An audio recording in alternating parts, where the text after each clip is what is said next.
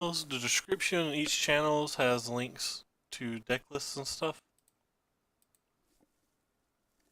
That includes the YouTube. Anyway, let's get this show on the road. Starting a little late today, Moto was down when I woke up, so I proceeded to do a few other things to get them out of the way. This hand's kinda mediocre, but versus certain decks it would be absolutely great. Either way, I do think it's a keep.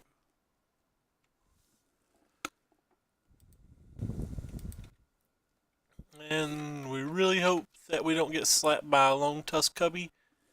Lone Tusk Cubbies can kill.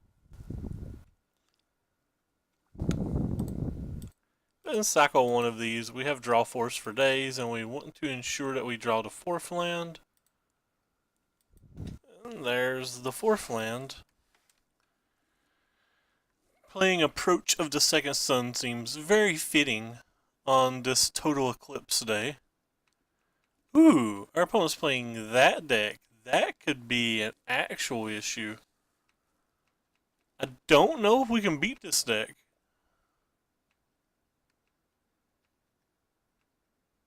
At least not consistently, I'm not exactly sure. We're pretty good versus most control decks, but their deck has a few more cards that's harder for us to deal with. And they have a lot more card advantage. Probably going to lead with this card this turn because there's a good chance that it gets counterspelled.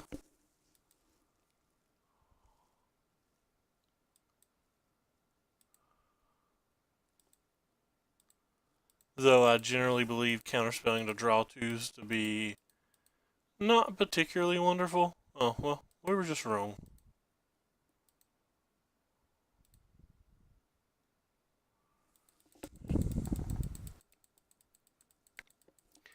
Well, we've drawn almost all of our draw twos. Guess that's something. I wonder if it's ever worth fumigating to kill their Everspear thief.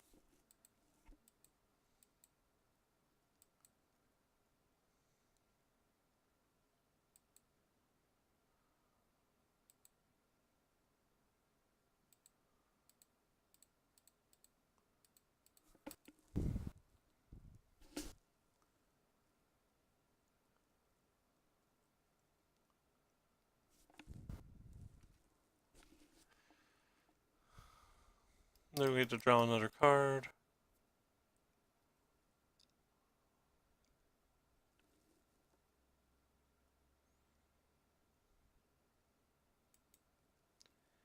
We want to land.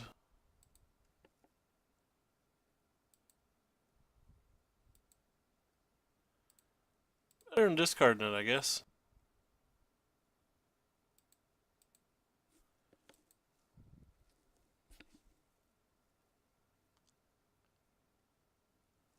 Normally I wouldn't be using... Hey, thanks, Boot. Appreciate it, mate. Normally I wouldn't be using these draw twos in the face of needing to discard, but we have so many dead cards in our deck that it's fine.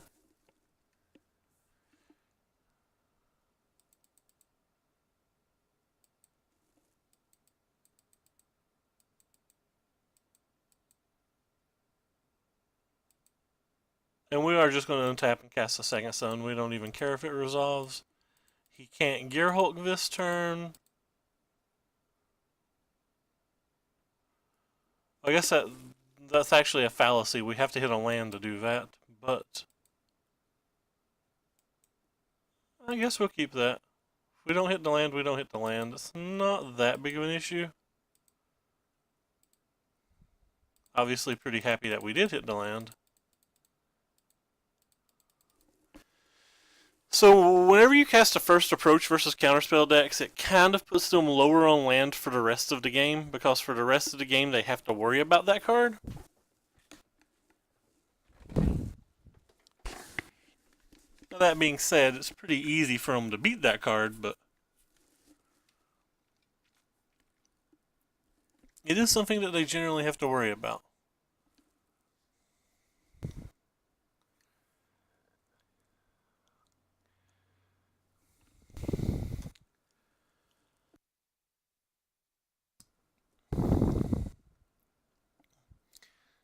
Well, it looks like we'll be trying to resolve a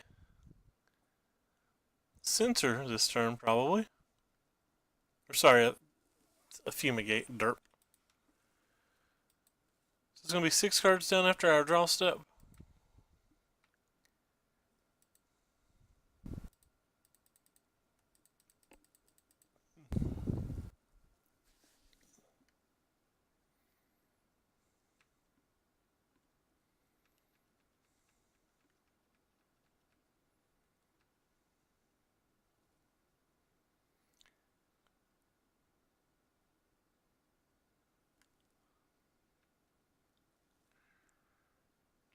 Pulse of Marasa. Wouldn't have expected that card.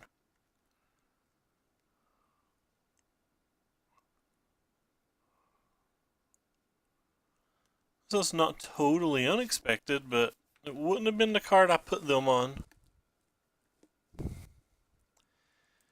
Go ahead and always yield to that trigger.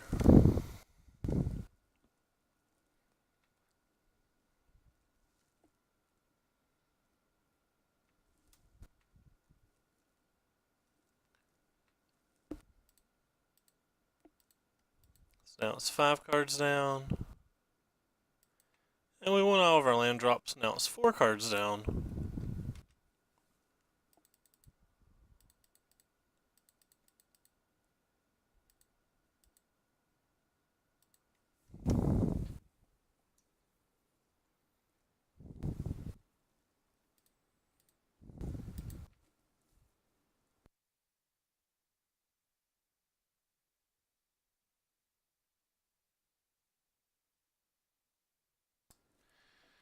Goes just to make a million draw steps right now. It'll very likely be 2 cards down. There's a good chance that we cycle this. If they play like a tower, we won't, but anything other than a tower, we will definitely play this. Or definitely cycle this. Man, sometimes I think I have early ages Alzheimer's.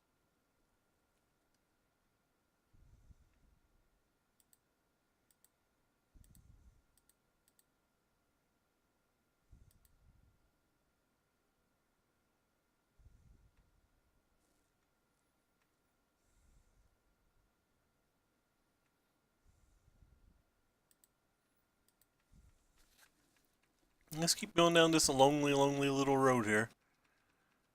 They're about 30 cards deep now. They still have 7 cards in their hand. We have no indication that they're playing anything counterspelly. They have a negate and a will in the graveyard. Oh, we have another fumigate. I guess that's something.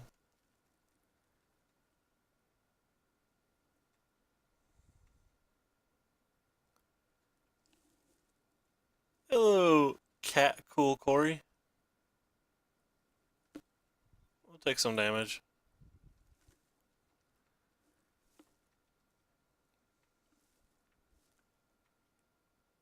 Nico. I wonder where they're from.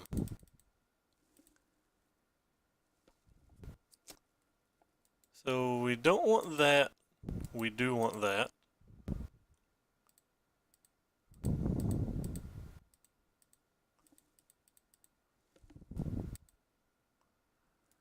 We don't want that, and we don't want that. Not really drawing the blue spells that we want to be drawing.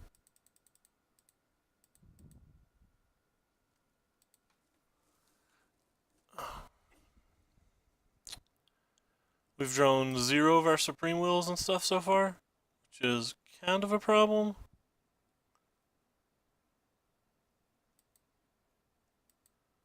I don't think he's trying to save us stuff, is he? I didn't think he would be trying to save us stuff there.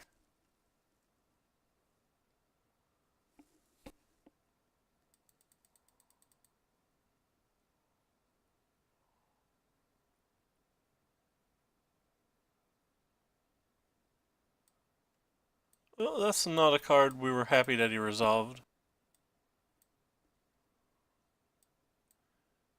It also doesn't have a drastic amount of energy, so I guess it's okay.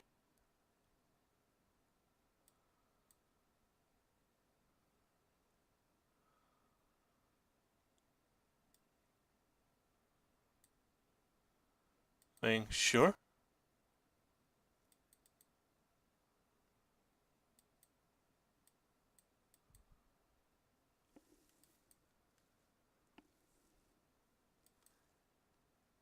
We do have the full 4 in the main deck now.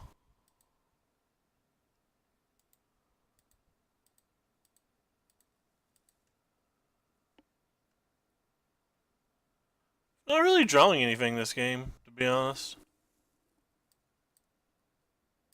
Hey, thank you, JJ Still 87. We appreciate it. Appreciate it a lot, actually. What? Boros Fist. I did not program that. Appreciate the sub. Is that officially the first sub from somebody who's not a local? Wow, I'm impressed. Don't forget the sweet emote. Here's this rip. Made by none other than Corey Coolcat.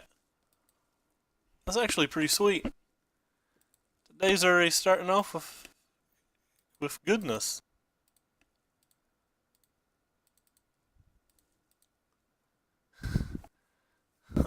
Thank you, man. I feel like we're drawing kind of poorly here, but also not really that worried with what's going on here. 38 points of life. That's 12 turns of that dynamic tower hitting me before it kills me.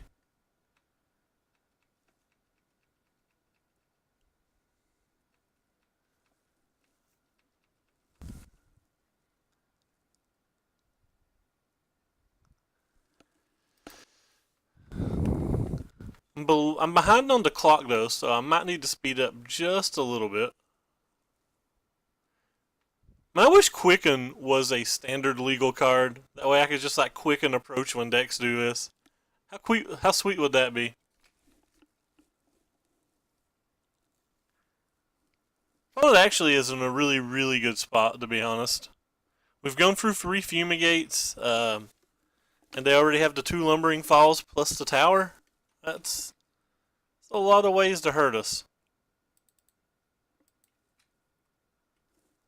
At some point I'll draw a few more of these and just like start chaining them off, but as of right now, we're still hunting, so to speak.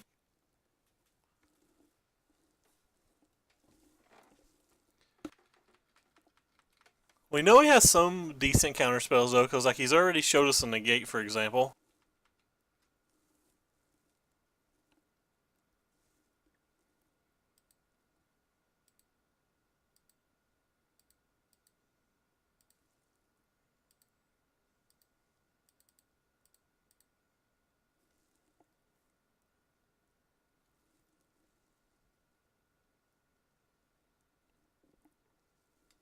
Oh wow, we've decided to counterspell these? Turn target spell or creature to its owner's hand, so I guess he's targeting his own Hydra?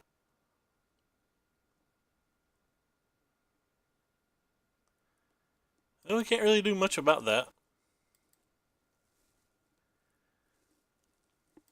We do gain 4 life still, though. Can't really play it this turn, I don't think. Does he has like double negate? I guess he could have double negate.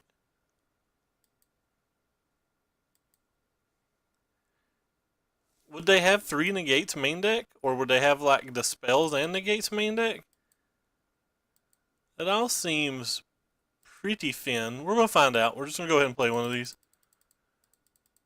I don't think we're going to find a much better time to do it.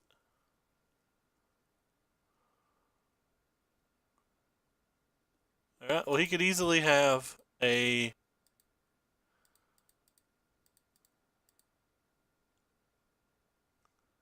the spell, I guess? The spells and negate main deck with all this other stuff seems like he's pretty thin on cards though. Yeah, I didn't think our opponent should be casting that Bristling Hydra that turn. Feel like we snuck away with a game there. It didn't seem like the best time for them to resolve that. This is the second one, Corey. Sorry. We resolved the first one before you ever logged in. Trust me, I wouldn't have let that set in my hand if it was just the first one. I would have cast it on 7 mana and not cared whether he counterspelled it or not. Alright, so opponents' approach to their decks a little bit different than a lot of the control decks. Yeah, no, the second I have 7 mana versus a control deck, I just go ahead and play it because it affects their mana the entire game. Like, they have to respect it the rest of the game or they can just lose. And most players will err on the side of caution, so it's just good to just jam it at 7 every time you can and take them off 2 or 3 mana for the whole game. Anyway. So normally versus control decks, I bring this stuff in as well. I don't know if this stuff is as good versus his particular build of the deck. I don't know how much I can sideboard things out versus this build of the deck. It's kind of hard to take out the Fumigates when he's showing us Bristling Hydras. We probably don't need the Meltdowns or the Immolating Glares. Yes, I'm in such a good mood now. Cast out still seem fun. They have towers, they have some rogue refiners and stuff, but like they could also have creatures. Or sorry, they could also have planeswalkers. That's what I meant to say. The sensors don't seem great. The fumigates seem only average. I really want these cats. Like these cats can just steal games, but I'm not sure what I'm supposed to sideboard out.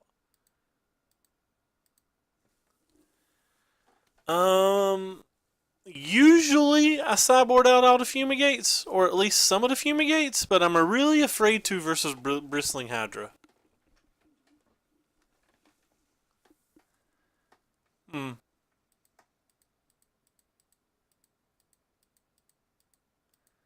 Really afraid to versus Bristling Hydra. Might just get rid of a couple sensors and then like a cast out. I'm definitely running out of time though, ain't I? Alright. We'll stick with 3 fumigates. I want some sensors because they cycle early and he's got a couple of 3-drops that matter. In fact, I probably should have got rid of the Supreme Will and kept another sensor, but I guess it ended up not mattering since we drew one of the 2 we left in.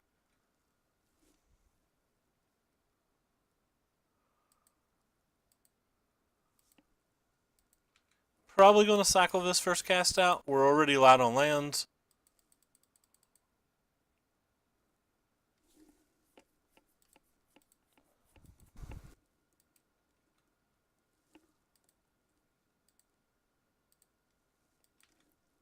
Probably going to hold the sensor because the sensor is good versus his number of 3-drops.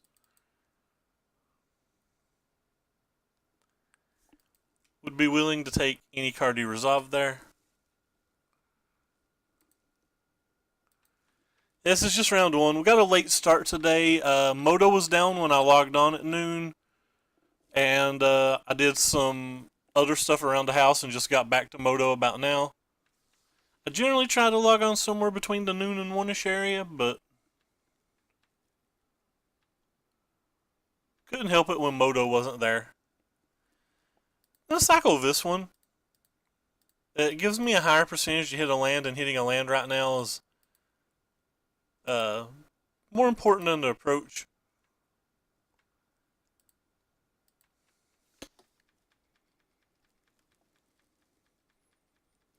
There's a good chance that I will not play around sensor.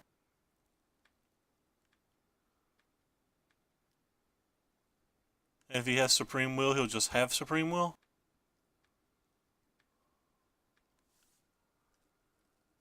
That's what's going through my mind right now anyway. He is just letting all of these resolve. He doesn't even care. Alright, we'll put a cat on the bottom, we'll put that on top.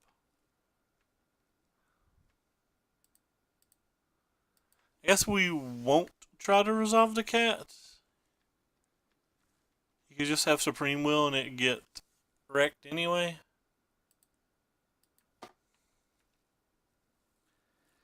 Just keep casting these glimmers. We get land on those 2 turns, so. Alright, we'll try to counterspell that. It seems like a real threat and it can kill our Regal Caracal.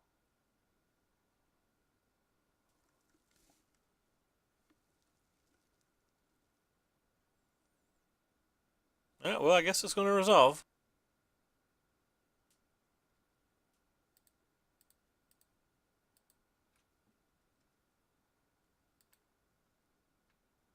And rip on us hitting our land.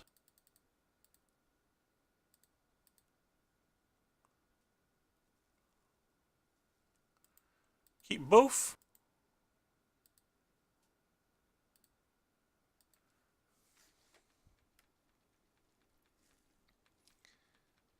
That's bad for us, but we still have 3 cast outs left on the deck.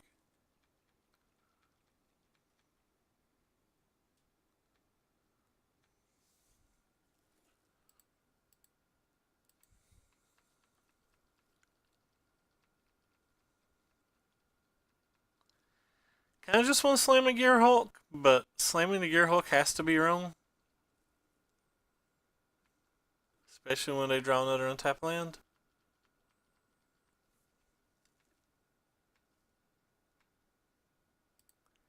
I think we're better at playing this little stally game than they are.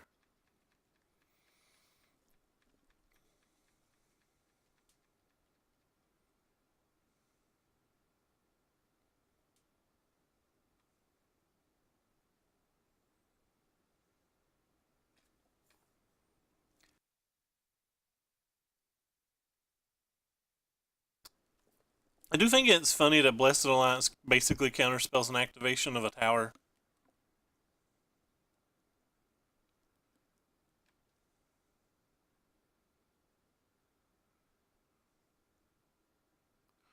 Oh wow, if that's what he's doing, I'm just going to slam a Gear Hulk now. He's going to get to resolve whatever he wants. We're not going to worry about it too much.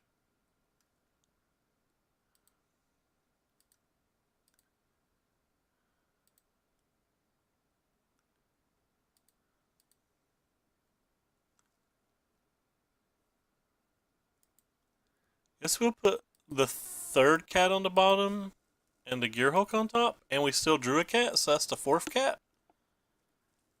And that is very likely a Moto bug.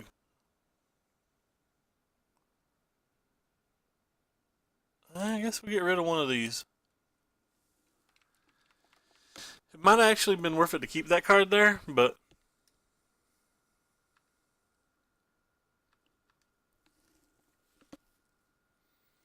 these cats look real bad in the face of the Dynavolt Tower, but again, we kept the full 4 cast outs in, so I don't think it's that hard to hit one.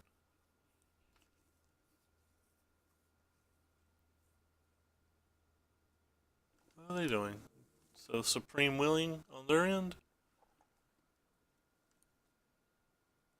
Which means I can't really attack.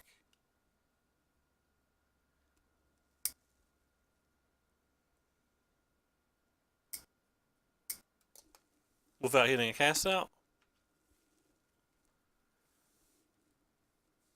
Alright, well.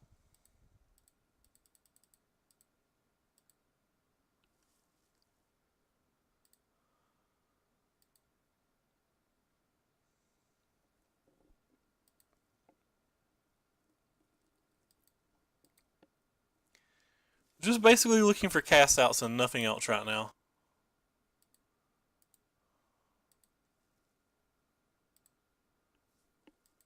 Pretty far into the deck to still not have hit one.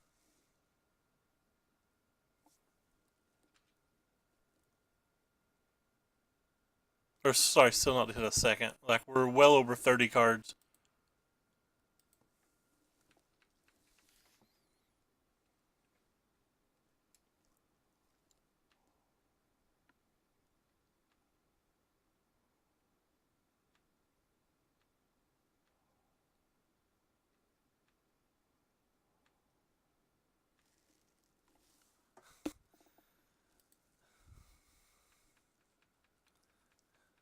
You don't know me. I like all sorts of things, man.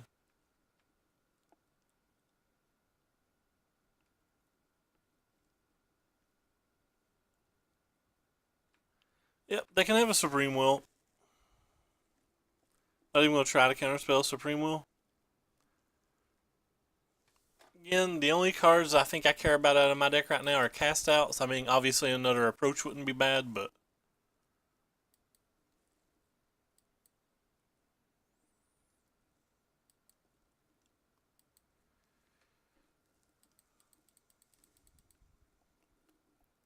how you doing today, bub?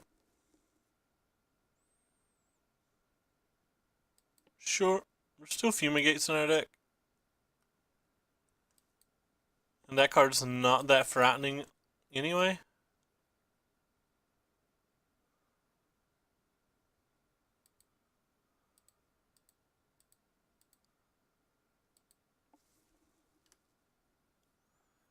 Hey, Ozzy51, how you doing, bub?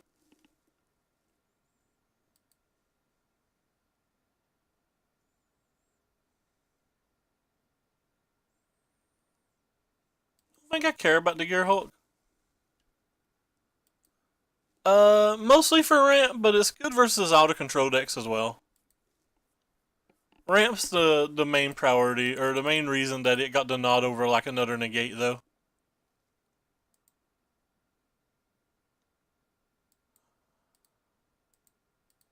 Put both of those on bottom. We literally just put both of those on bottom. This is Modo bugging like crazy today. I think every card I've scratched to the bottom we've drawn so far.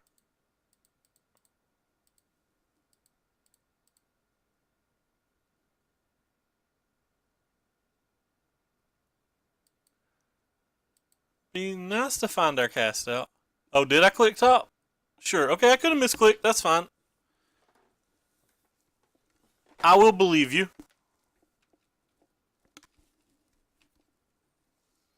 No reason not to believe you. Well, that sucks then. We're going to try to win with the second sun this game. I think we'll be able to.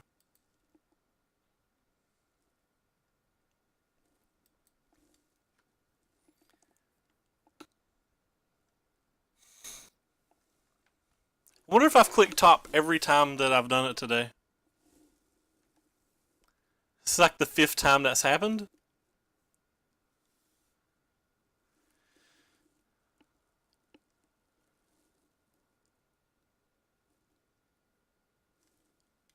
We don't feel in bad shape. We know one of our approaches is somewhere in like the bottom 8 cards.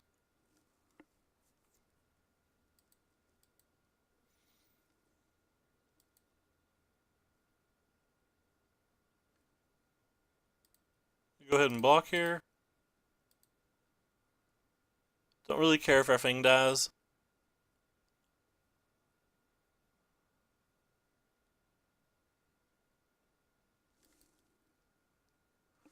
Yeah, it looks like he's on Temur Tower.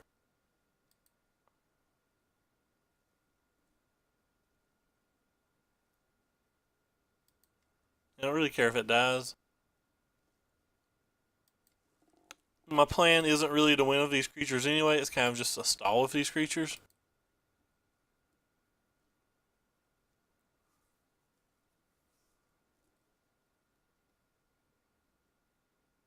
Opponent's going to cast another creature. Let's see, so 3, 6, 7, 8, 9, 10, 11. Let's start with this.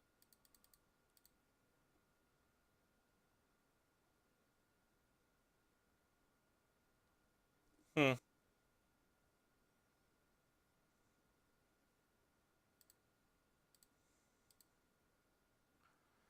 I'd use a Supreme Will on that, but I don't think I'm willing to use anything else on it. Maybe just cast out. Yeah, I'm probably going to use this cast out on it.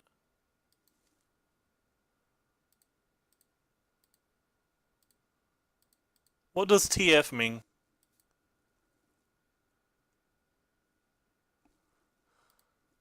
I don't actually know what this TF means. Yeah, our opponent is not balling.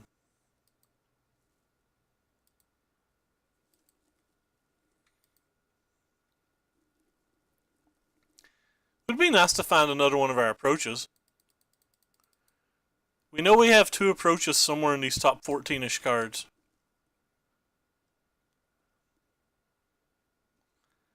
A second tower. A second tower is probably a lot. Oh, DF, sure.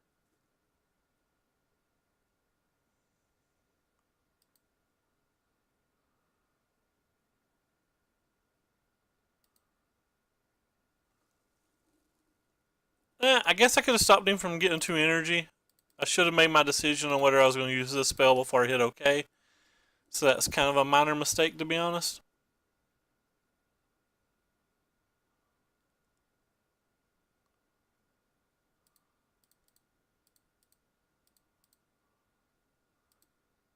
Yeah, that was a bit of a mistake by me.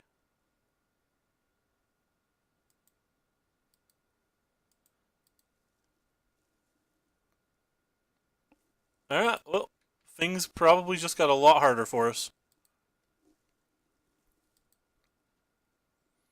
I'd like to point out we know we put these on the bottom, yet we've drawn another one now. Which is just awkward. Whoops, that's the wrong button.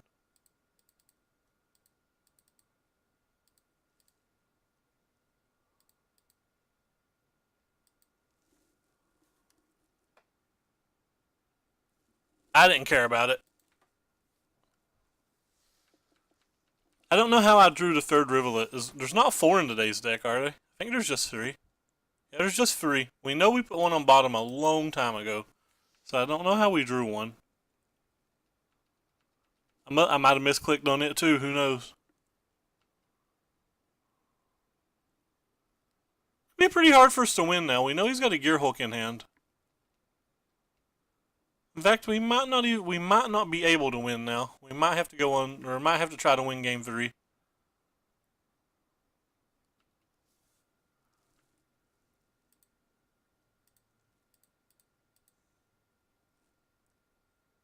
Oh, none of those cards matter.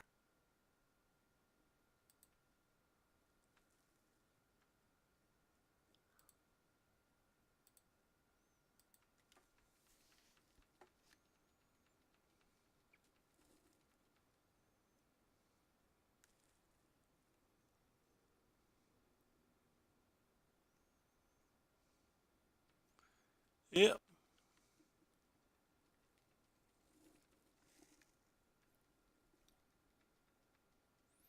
I don't think opponent had it all. I think we apparently misclicked on a lot of our scries. Not that worried about that.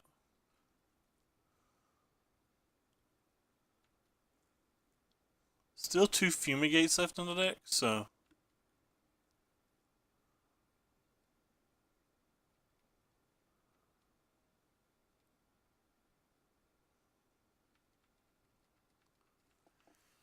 There's 2 Fumigates and 2 Cast Outs left in the deck.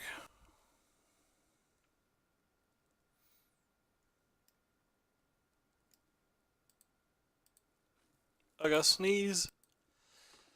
I hope I got to the mute button in time. I'm sorry if you guys heard my very loud sneeze.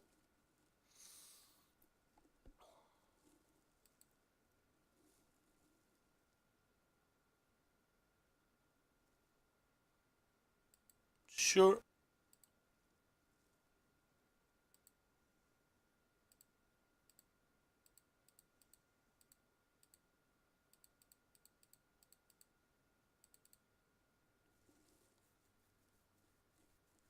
Well.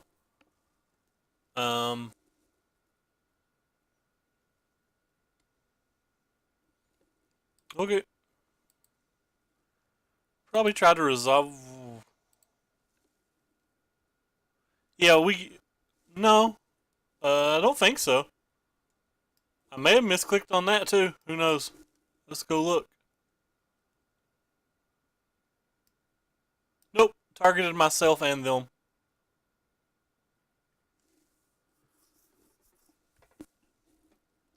Alright, well. Try to resolve this. See what kind of counter spells he has left. He can't use a Gearhulk this turn, so that's kind of good.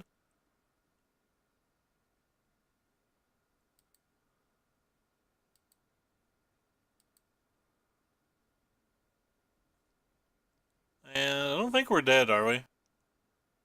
No, we're not dead, so we'll wait till next turn and cast a Fumigate.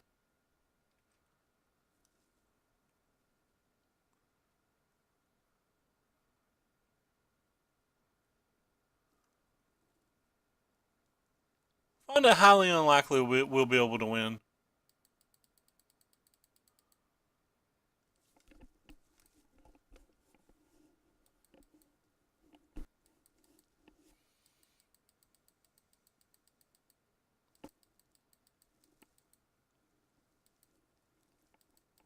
Have to find our one negate that's left in our deck. Or we don't even have it, technically.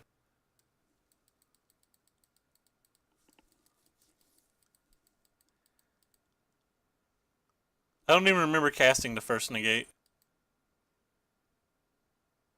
That lets you know how long this game's been, or how out of it I am today, either or.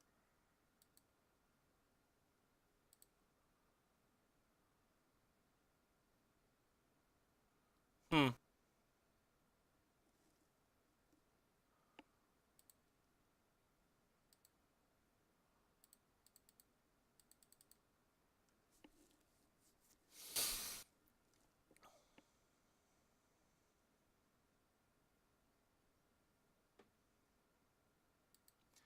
Let you know how out of it I am.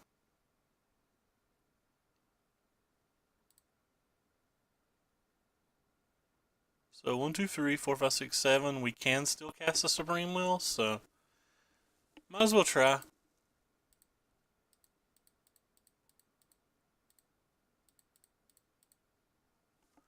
He'll probably have a counter spell. I mean, he still has 7 cards in hand. He's going to have counter spells for days. But there's some percentage chance that he plays one that we can beat.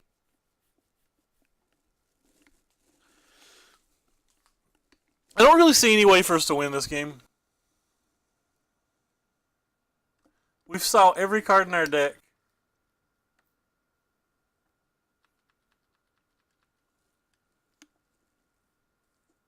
Except for 3, I think.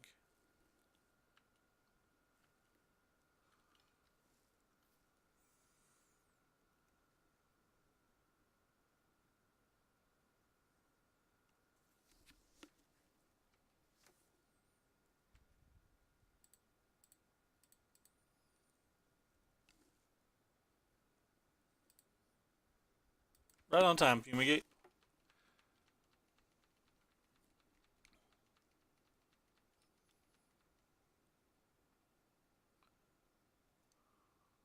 But we vaguely know where the approach is.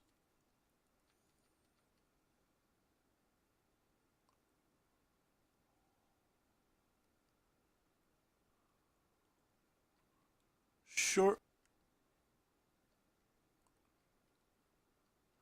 There's no chance he's doing this just without more counter spells.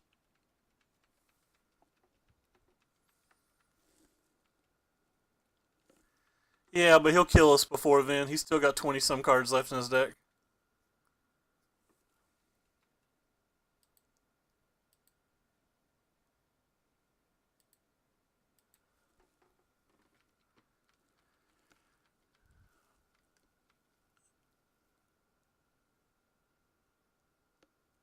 That's actually just death if it resolves, right?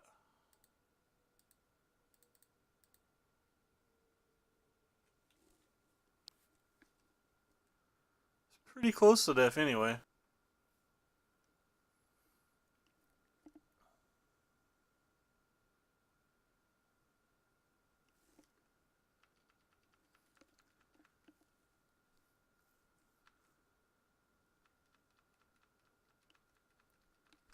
We pretty well know the cards in this deck. Kinda don't want to do that in case it's the kill condition for game 3. I don't want him thinking about it. I don't think there's going to be a surprise card.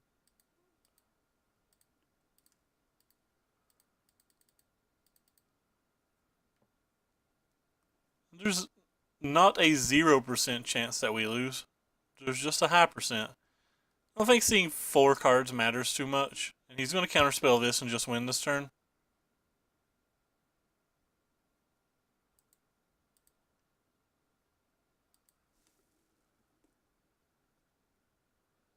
You'd be surprised how many people let me beat them with that card.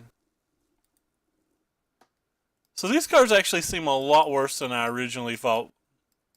Because they're really bad versus the tower. He didn't have a Glimmer in his graveyard. I checked before I made that comment. There wasn't a Glimmer there. So these cards are really bad in this match. But like, the Linvalas aren't very good either. It's kind of interesting.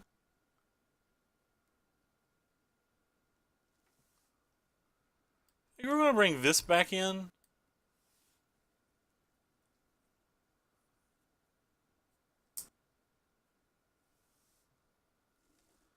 Not sure how we win this game. They have way too many counter spells.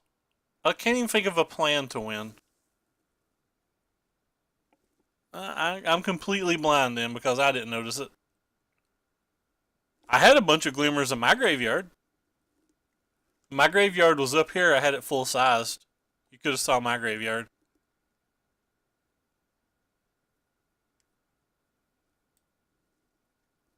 Maybe the Linvalas are good enough because it takes 2 spells to kill? Seem better than cats.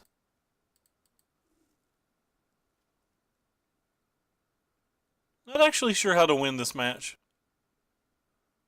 He's got too many threats. Alright, we'll keep. This hand seems pretty bad.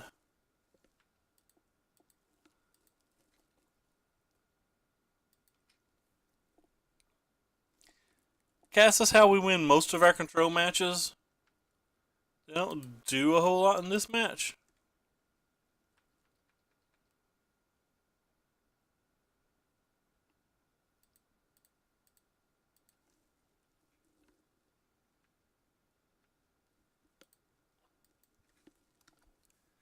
Well,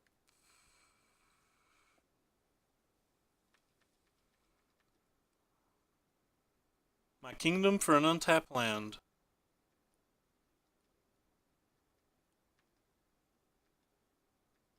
Or not.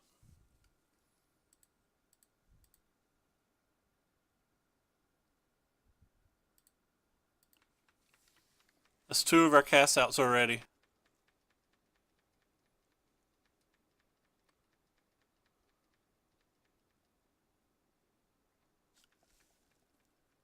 Two of our cast outs already, folks.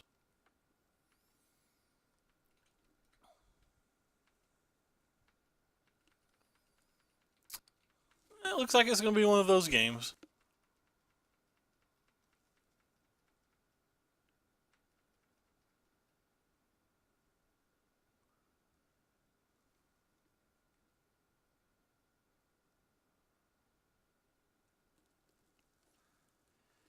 Well, I have to try to counterspell it. I can't use that counterspell.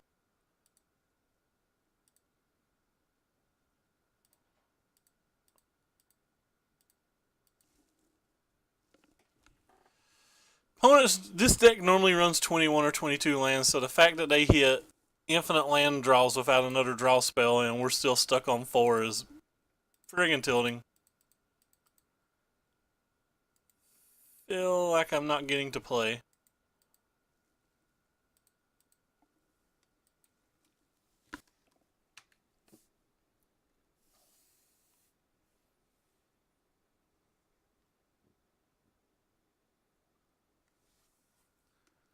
Oh look, how cute.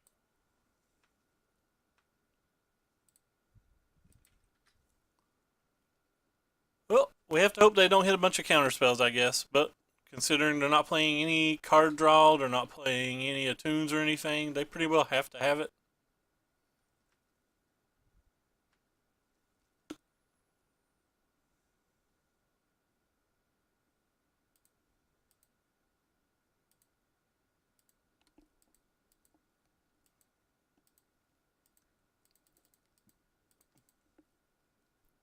Approach is going to be our only way to win.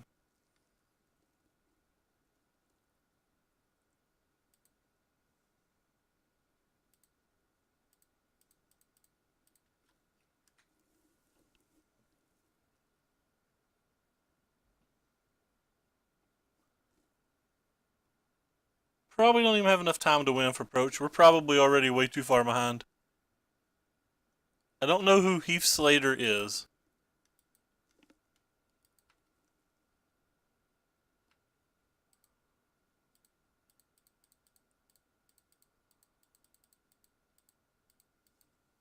No idea who Heath Slater is.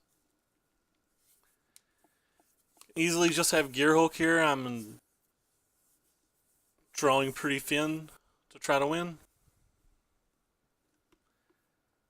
Hey. Oh, he's using a counterspell, I think. Yep, it's Gearhulk. That's bad for me. Oh, sorry, I don't watch wrestling. I don't have any idea. Still only have to resolve the next one though.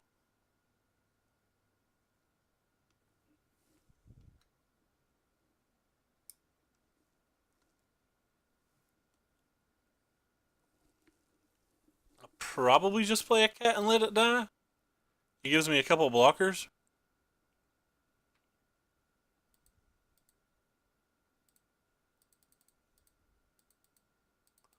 Or a couple potential blockers.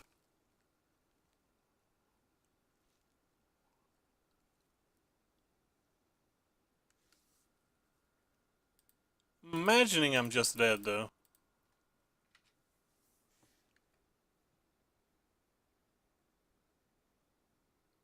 Guess I'm not just dead. Opponent's down to 2 cards. There's a chance he doesn't have another counterspell.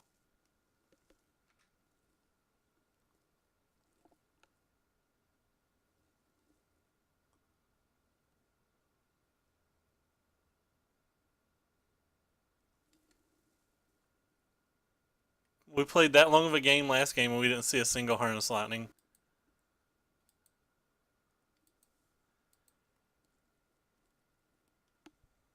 We've already used both of our negates, so probably pretty hard for us to win now.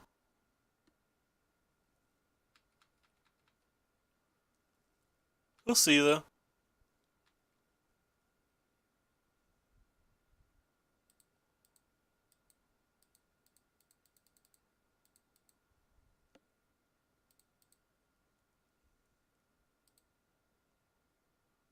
And another counterspell.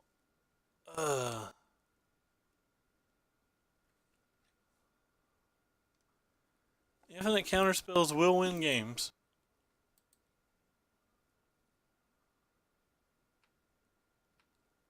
And we're dead when he untaps, so.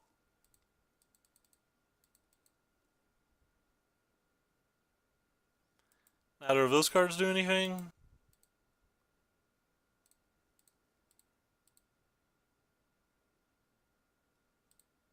Alright, well, that was a good way to start a tournament. Apparently misclicked my way off through game 2. And then somehow missed the land drops to get third enough behind in game 3 and then draw 1,000 lands. But I didn't think that was a match we could win from the beginning, which I said pretty well as soon as we saw that he was Temur Tower. So I'm not that upset to lose it. As I said, I expected to lose it. A lot of people disagree with me on this statement, but I think Standard's the worst Standard it's been in a long, long time because matchups matter more than anything right now. You generally, I mean, it's not 100%, but you pretty well know whether you've won or lost based on your matchup and whether you've won the dice roll or not. For those in chat, you can use the /decklist command, or you can go to the link on the Twitter down below. Twitter has every time we go live and all of our deck lists. And for those in YouTube, all that stuff is in the description as well.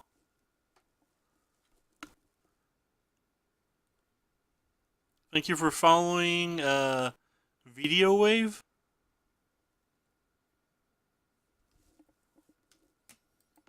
Another control deck likely. There's not very many decks with Sunken Hallow that we beat.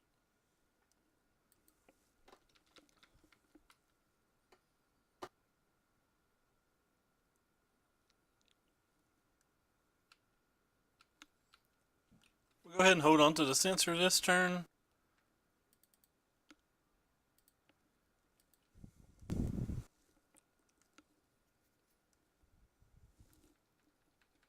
Reading paired versus mono decks that lose to mono red today.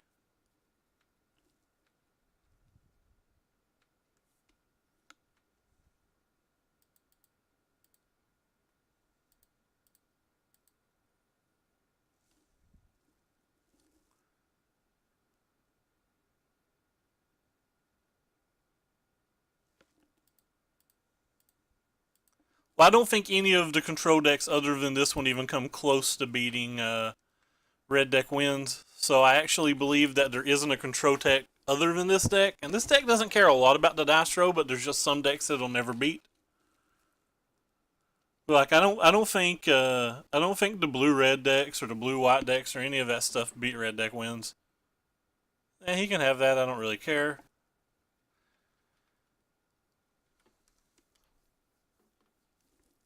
He could have been missing a land drop, but I think he would have played it whether he was missing a land drop or not.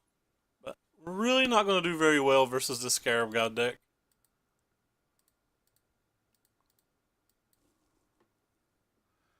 I added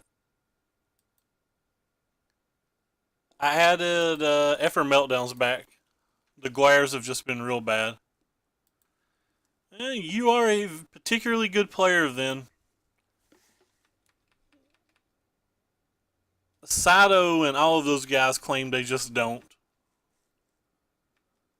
I think Sato said at the Grand Prix he was X and O versus non-mono red decks and 0 and 4 versus red decks and said there was no way to improve the match. That's typically how most people have thought about it. I'm not saying that's accurate, but it's the general consensus on the match anyway.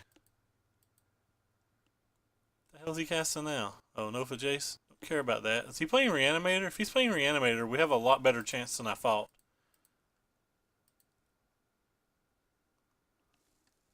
Is he playing the old Reanimator list? If so, we're pretty heavy favorite game one.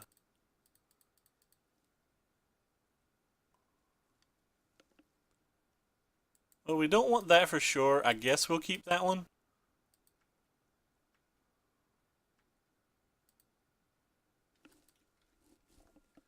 Pretty heavy favorite game one if he is the Reanimator list.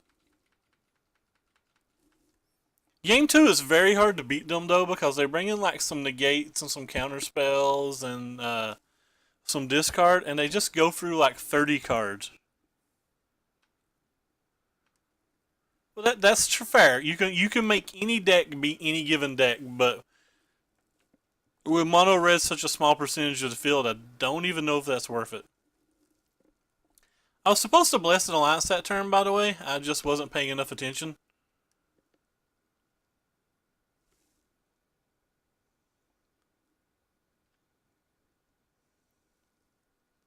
I mean, they have Hours of Destruction or whatever, right?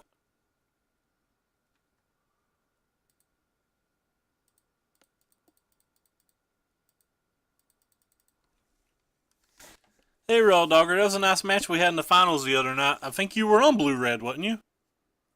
I guess I shouldn't say finals. Technically, it was my game 5. I don't have any idea what game it was for you.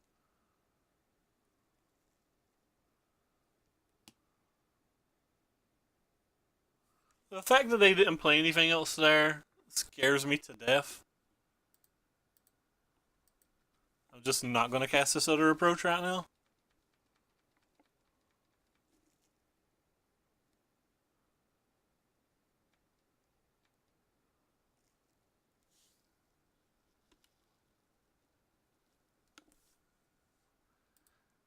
There would be no reason for me to take music requests because I don't know how to make the sound play. We'd be listening to music if I knew how.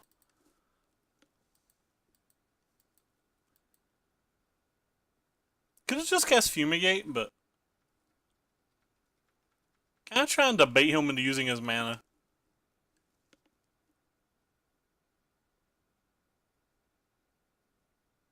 Sphinx of the Final Word. Sure. Well, that resolves. Alright, so he's not Reanimator. He's some kind of control deck.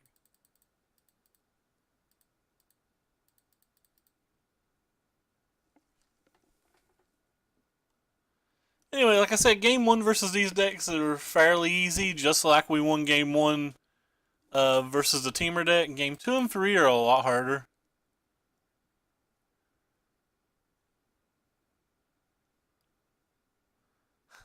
Had a bunch of cheese in today's chili.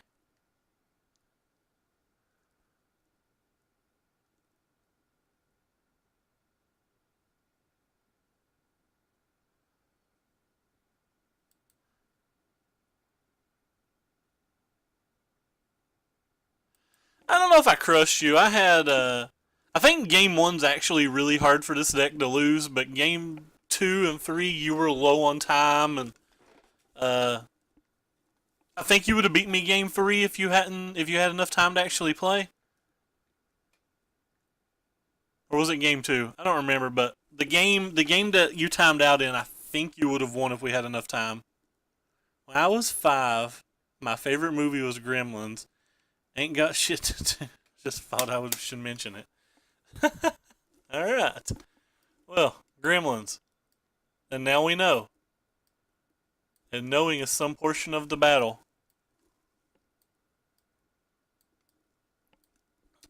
So we're gonna take out a couple of these fumigates and try these descents. It was actually a Ricky idea. Don't know how good it is, but willing to find out. Again, they could have Lost Legacy, so I kind of want to bring the cats in, and the cats are pretty threatening as well. Don't really know what to take out for the cats, though. I guess Censor's slightly less good in this match than the draw twos. Try it like this for now.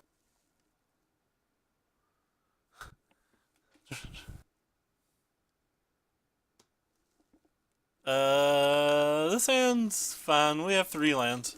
3 lands is fine. Pretty well keep any hand with 3 lands and be at least reasonably happy.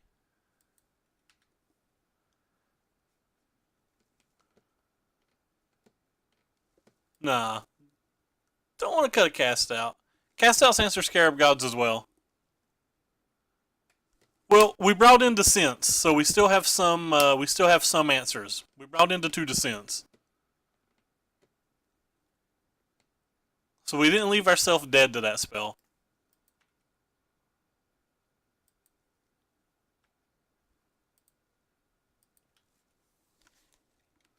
We brought into Descents because it can handle the Scarab God as well.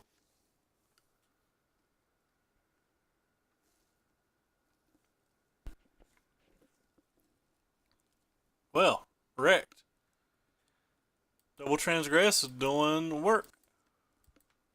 Took approach with the first Transgress. Chat is the Council of Ricks. Alright, well, can't do anything about that thing. Opponent is low on cards already, though. It's getting good looting. Noxious Gearhulk? I guess maybe he is the Reanimator deck with just a bad draw last game then? I'm not actually sure yet. If he's the Reanimator deck, I sideboarded a lot worse than I wanted to.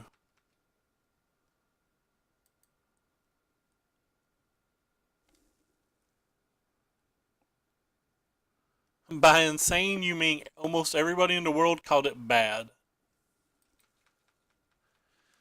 I didn't think it was that bad, but don't give away spoilers in chat or anything for people who may not have saw it. Yeah, you probably shouldn't say things like that in chat for people who may not have saw it, man.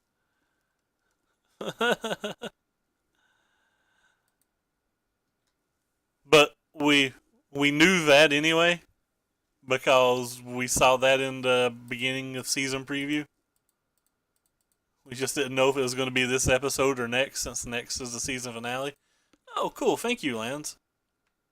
Right on time. Every land we ever wanted. Again, every land we've ever wanted.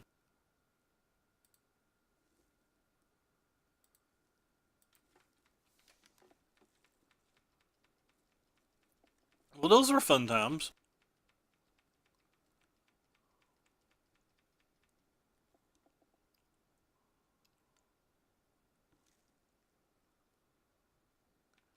I guess that thing can resolve.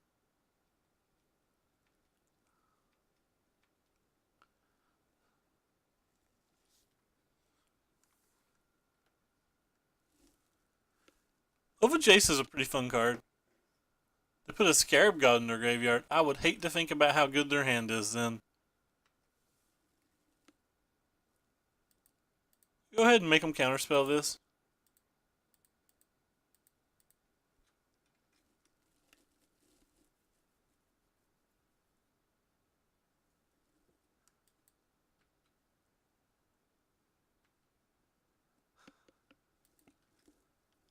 What's SW mean?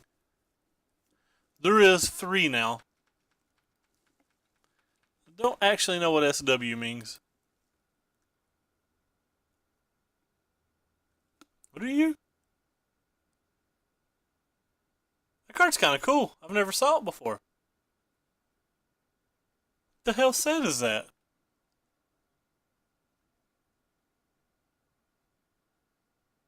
It says W17. I have no idea what that is.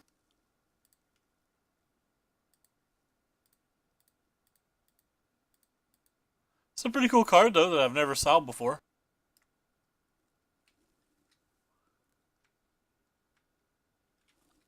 Yep. It's a reprint. A reprint in what though?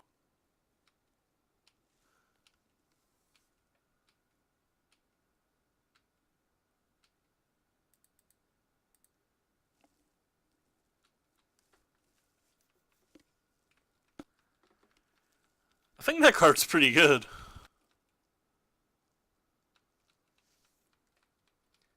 It's not, probably not Kefnet good, but I think it's good.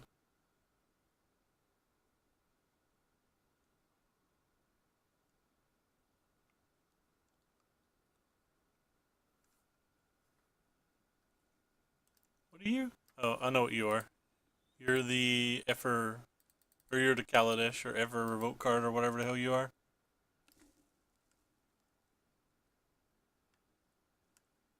It's what should of the. Yeah, I've never heard of that card either.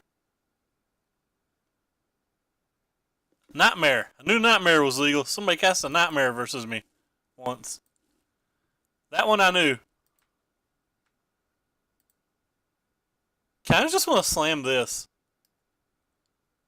and let them resolve whatever they want, but that's probably bad.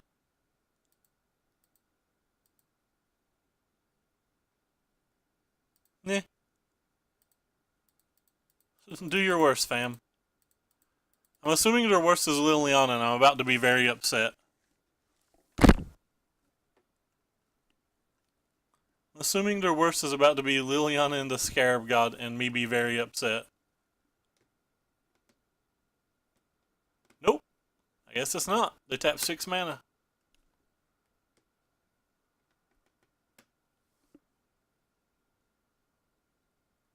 I don't know what they tap 6 mana for, though. Oh, Ever After, and they put it on the bottom of the deck. Sure.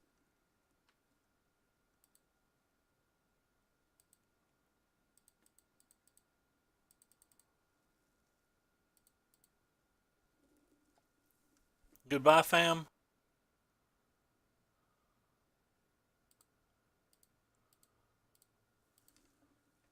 Yeah, I see it now.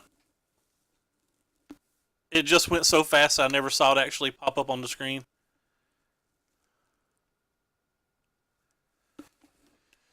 What is this one? Champion of the Wits. Could be worse. That's certainly a good card for them. Again, I think it's very hard to beat these decks.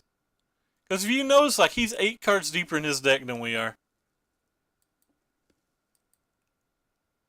So the ability for him to just have more more negates is just way too high. I don't think these decks are particularly beatable post board.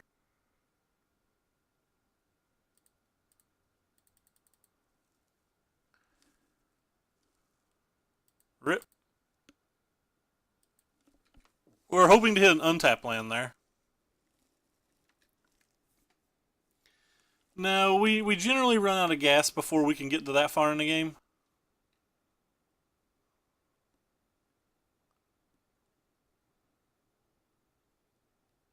And he's not tapping out yet again, so...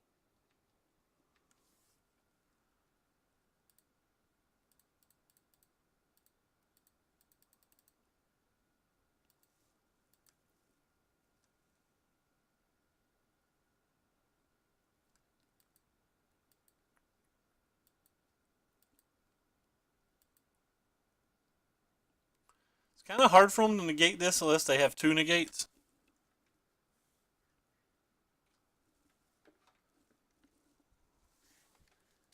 You have to bring in some alternate kill condition though, because if they just have Lost Legacy, you're just dead.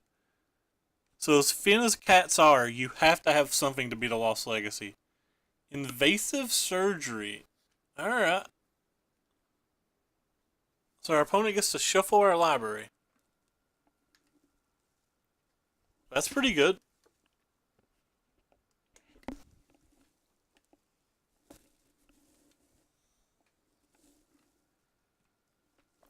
Well, I brought in Gearhulks too. So that's both of our counter spells, so we have to get pretty lucky to win now.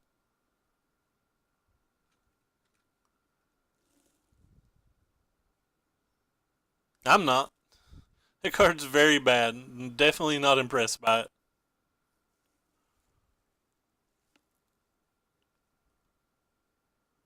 Reanimator's not a bad deck. That card's just not good.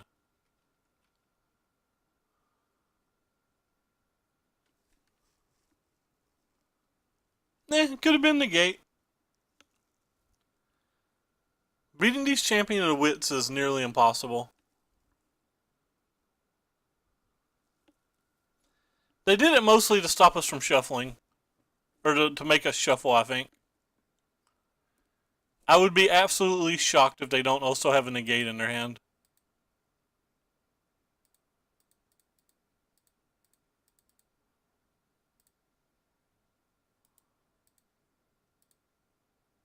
Would be literal shocked if there's not also a negate in their hand.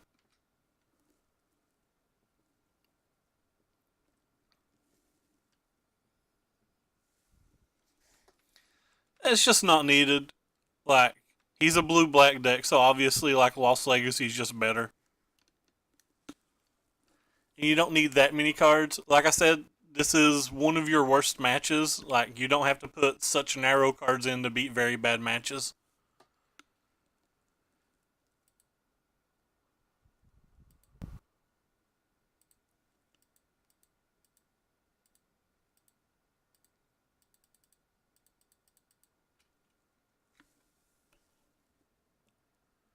Don't have to sideboard in narrow cards to beat matches that are very good versus that you're very good versus.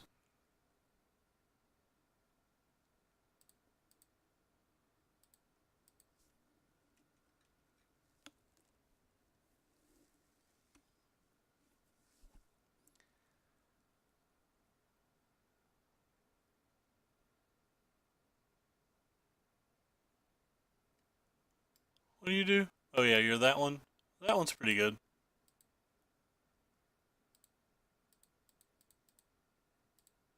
And now we're just locked out pretty much. There's nothing we can really do now.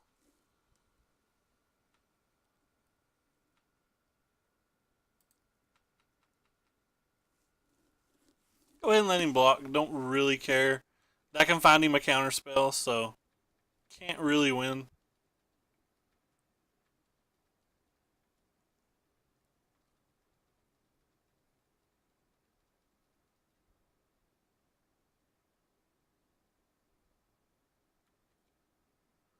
Sure.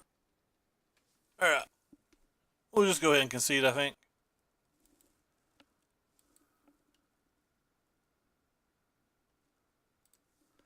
I guess Hardcast all the time. It's another one of the reasons this match just isn't really winnable.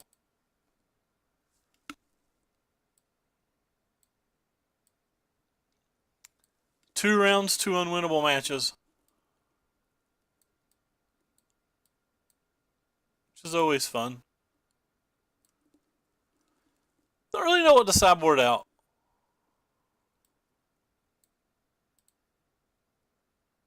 Just take these out and not care, I guess. The For the more dead cards? Sure.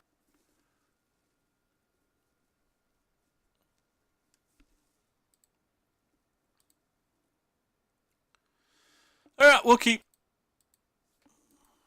If we hit our land on time and can get this Caracal out before he starts going crazy, there's some chance.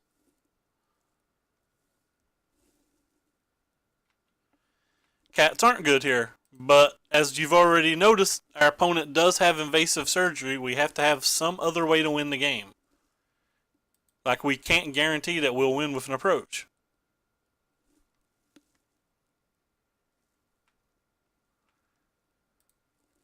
When your opponent's sideboarding in cards like invasive surgery and potentially lost legacy, you have to have an alternate kill condition. And the cat's the best alternate kill condition our deck has. It's certainly not good. I'm not saying it's good. That's why I'm saying this match is miserable. Our plan B doesn't beat their plan A, really.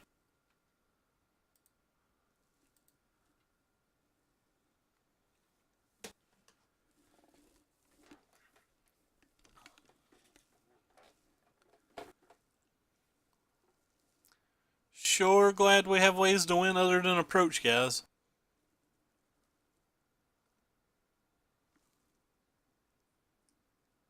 Like, they're not likely to win, but, like, we have no chance to win without cards like this.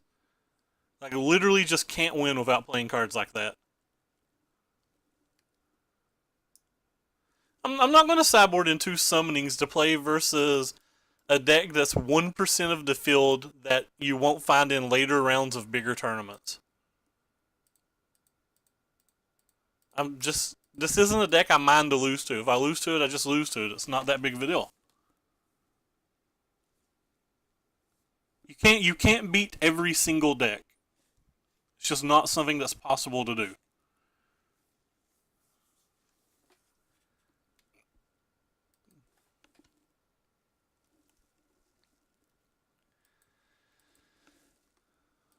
So you have to just do your best.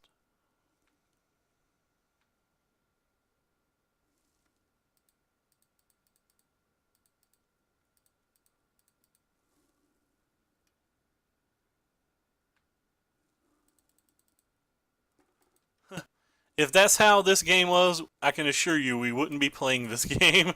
If that's how Magic was, we would not be playing Magic. Because there's just way too much variance in a game of Magic for that.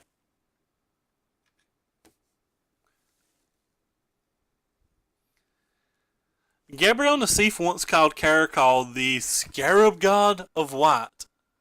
But unfortunately, our opponent also has the big demon thingy, and they also have Noxious Gearhulk, so, like, this stuff just doesn't do a lot. We did about as good as we can, and it still just doesn't matter.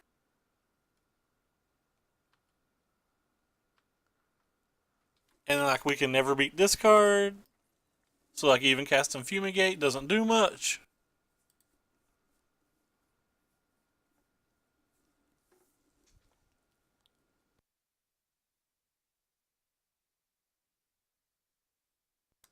Yeah, is this thing in play?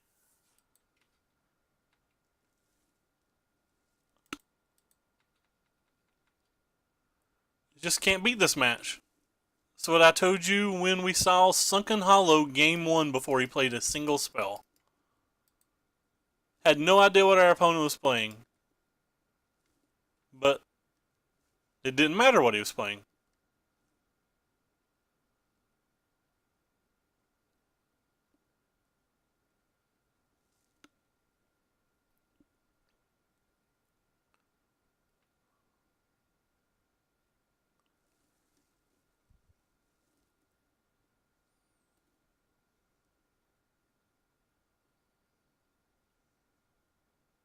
Especially the opponent that's casting invasive surgeries and lost legacies. You just can't be upset to lose that type of match. It's just going to happen some percentage of the time. And you got to live with it. I'm still good versus black, green, mono, red, and Temur, which is the only 3 decks I care about.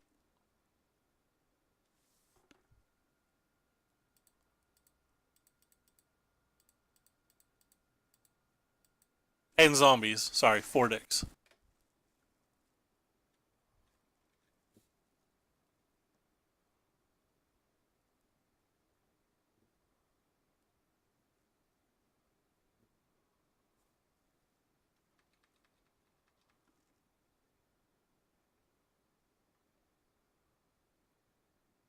The one thing about a match like this is, in paper, you guys don't generally get to a game 3. So, like, say this was a Grand Prix setting or an open setting, it's very likely going to be a 1-1 draw because you're going to win game 1, which is fine. It's obviously not what you want, but it could be worse.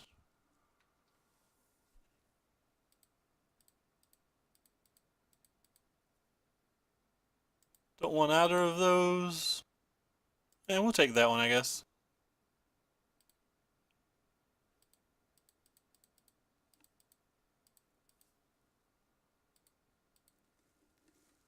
A moto where you play with chess clocks, though, your opponent has to play really slow.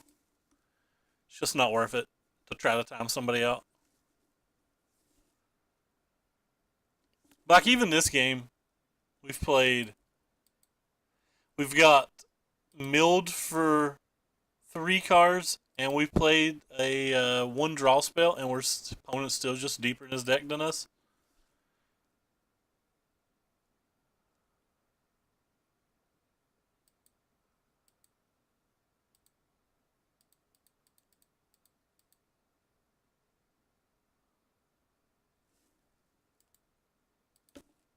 Sure, we'll keep that one.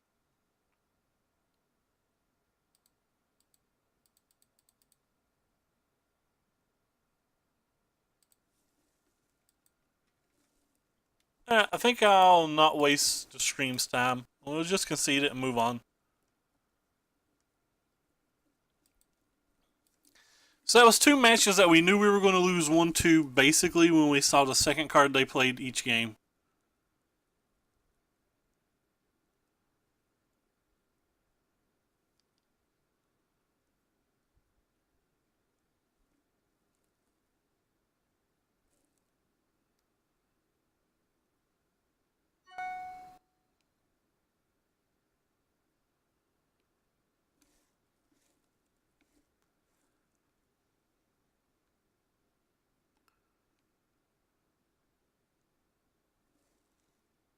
Oh, let's pop up the deck list here.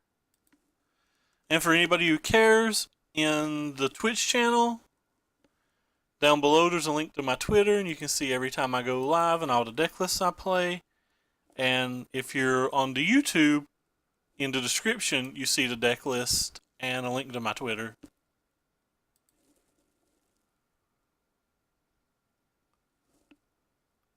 This is a good hand. It beats a number of decks.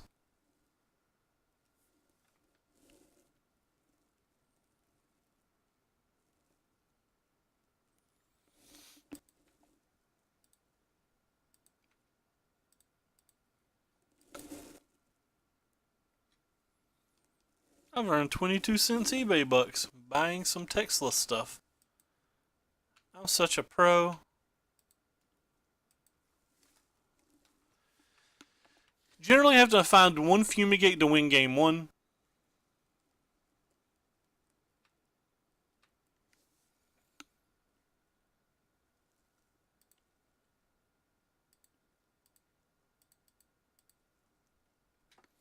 Have better things to do with our lands.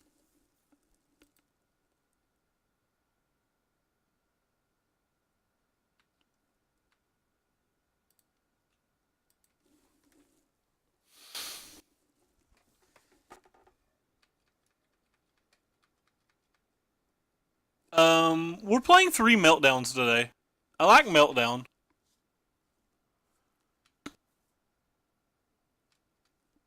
I'm a fan of Meltdown. There's 3 Meltdowns in today's deck list. That's fine. Not worried about that card.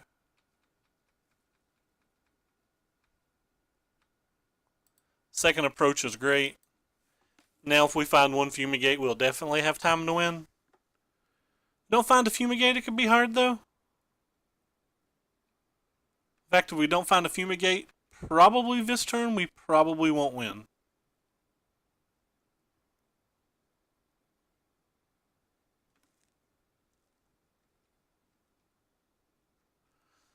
We experimented a couple of days with a immolating glare, but the glares just weren't as good as the meltdowns at all. I think we're on 3 today. We might be on 2. Let me double check. Yeah, we're just on 2 today. Sorry, I misspoke. Probably cutting the glare though. The glare's not good. The glare's just been terrible.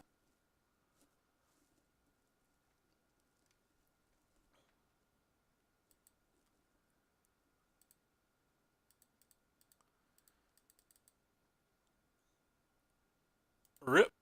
Bottom. Bottom. Well, that's all she wrote, boys.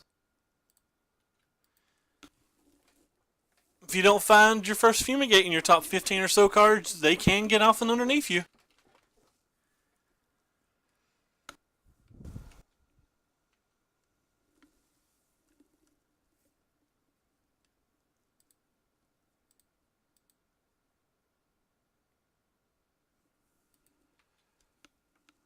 Rip.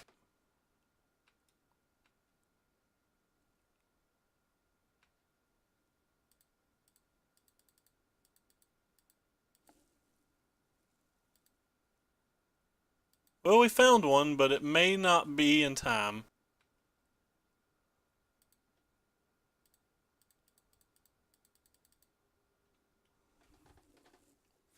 May not be in time, but it could be where we have the double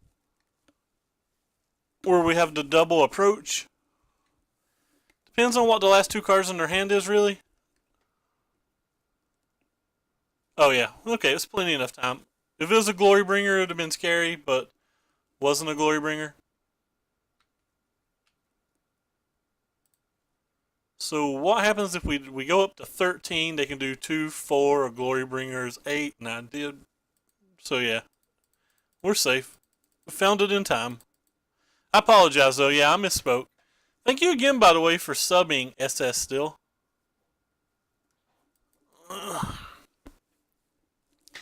We had double removal spell in case he did happen to be able to present lethal, which is pretty nice. If they randomly have a negate in their main deck, then they got us, but I think it's our best chance to win. Sideboarding versus their decks are kind of interesting. They have some Chandra's post board and some Glory Bringers, which make the approaches seem better. All of these, like Caracals and Limvalas, do a lot of work in this match. The Gearhulks, not so much, because sometimes they leave in a braid. But it's really about what you can sideboard out. It's pretty safe to be able to sideboard out a couple of copies of these because you're so often having to tap out for your like 4 and 5 drops. But it's a little more tricky on whether we can bring in the 40s or not. If you know they have Big Chandra, I kind of like the authority, but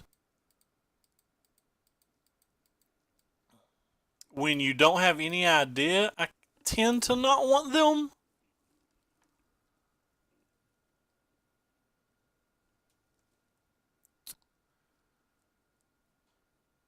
I'm going to try them, and I've never really tried them before. I'm mostly trying them because Paul Ritzel left them in on coverage this weekend. And I'm not sure that I like them, but I kind of want to try them for exactly that reason, but I don't think I want all 4 because I definitely don't need multiple, and I don't think I need one early.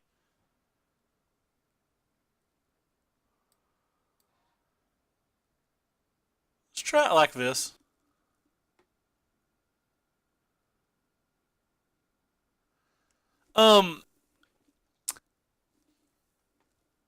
Versus the blue-red control deck, The typical build, and I'm not saying every build, but the typical build can only deal damage to you with exactly 4 Wandering Fumaroles and exactly 4 Torrential Gearhogs.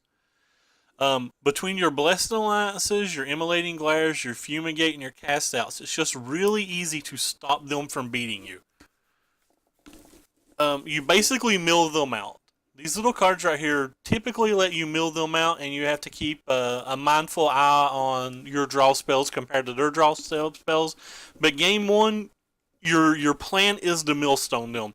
Sometimes you can get a sneaky approach kill, like when they tap poorly, or you draw exceptionally well, or something for that nature. But just dealing with their threats one for one style, because you have as much card draw as them, so you can get to his answers as well as they can get the threats, and then just winning the game by milling them for 8 or 12 cards. That's the typical game plan. Alright, this hand's a keep. Especially if they're mulliganing, this hand's a keep. But game 1 versus Blue-Red Control, your plan's to mill them. Now, if they have more diverse threats, it gets a little bit harder. Like if they have a random Locust God or a random Kefnet in the main deck, things get a lot harder. It's a lot like the you just saw that we lost to the blue-black Reanimator deck and we lost to the Temur Tower deck. It's because they have so many more diverse threats than we can really deal with in a 1v1 sense. Or in a 1/1 sense. Card quality-wise, rather. I don't know why I'm saying 1v1. I play too much League of Legends. I'm 1v1ing my opponent, friends.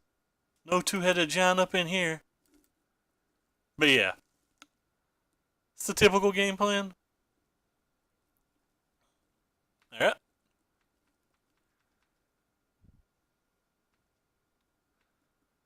If he attacks, it's worth killing that for Blessed Alliance. Just keeping their stuff off the floor, it makes it harder for them to play around the sensor on a following turn. We still have the Meltdown for the Rough Refiner if we need to. Yes, I called it rough. No problem.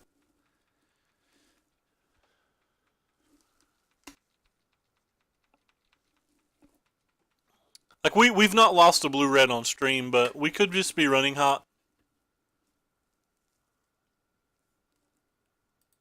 And we get a nice little sensor in here.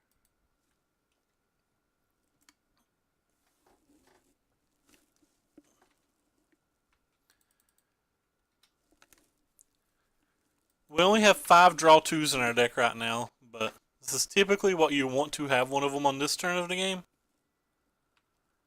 Oh, the fact that he's cycled is great for us because now we don't have to worry about just hard slamming a Meltdown and smiling.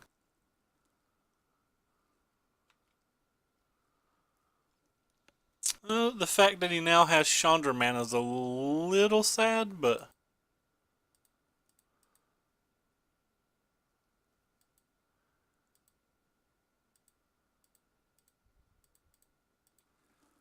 just save some time. We know we're playing both of those spells and casting our cat and hoping it's good enough, but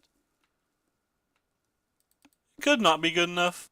He could have either Chandra or Glorybringer right now, and that'd be great for him, but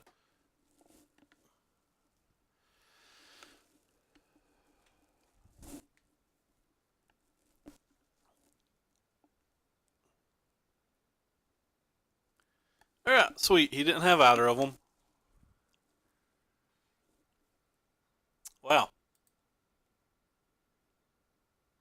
Opponent has 1 forest and 1 mountain in hand.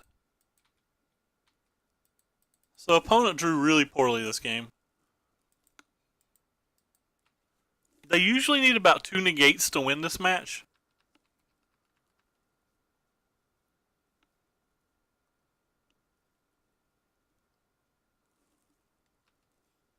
Can't counterspell that, even if there's nothing we can glimmer into that counterspells that one. Could have glimmered prior to that just to see if we hit a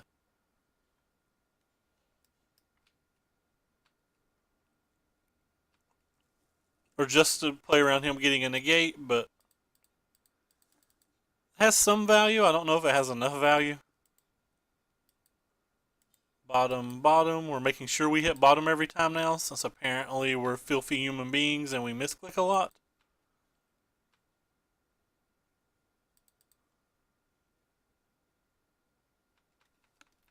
We'll go ahead and hold the cast out. We have a good amount of life and we have a Blessed Alliance, so...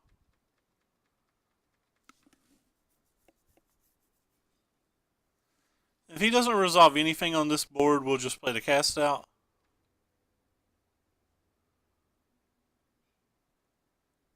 And if he hits Chandra into negate, that's bad, but even if he did, it's not the end of the world.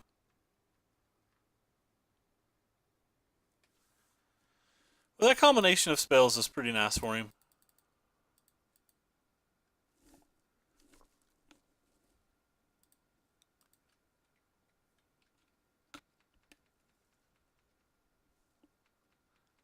Especially now that he's can make 5 tokens.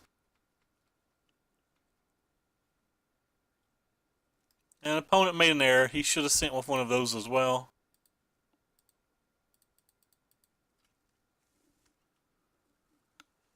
We'd be taking 3 damage right now if he had.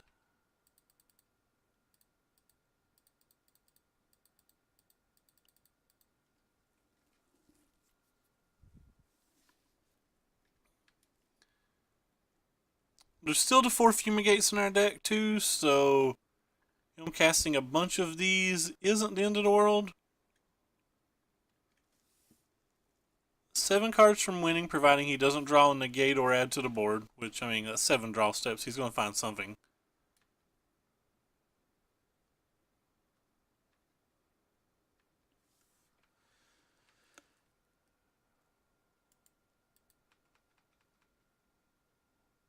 Not to mention, he just kills faster than that.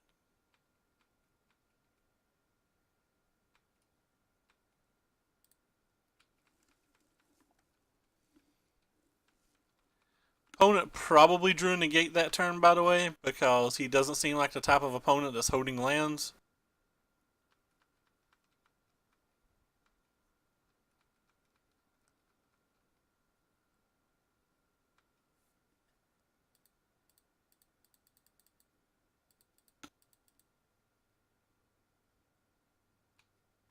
So that's 4 cards down. Ooh, that's a good draw. We'll worry about it later, though. Get some more attack going on first.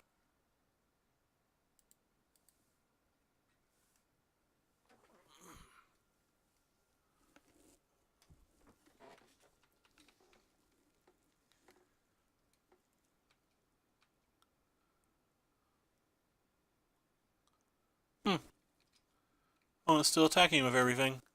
That's fine. Drew another Whirler. That's pretty good too.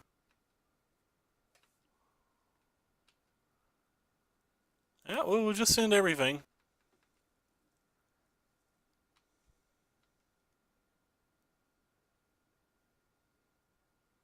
So we've drawn, what? 3 or 4 draw steps here?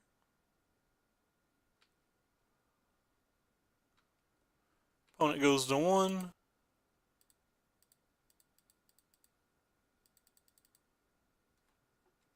And we get a trigger. And opponent conceded to the Linvala.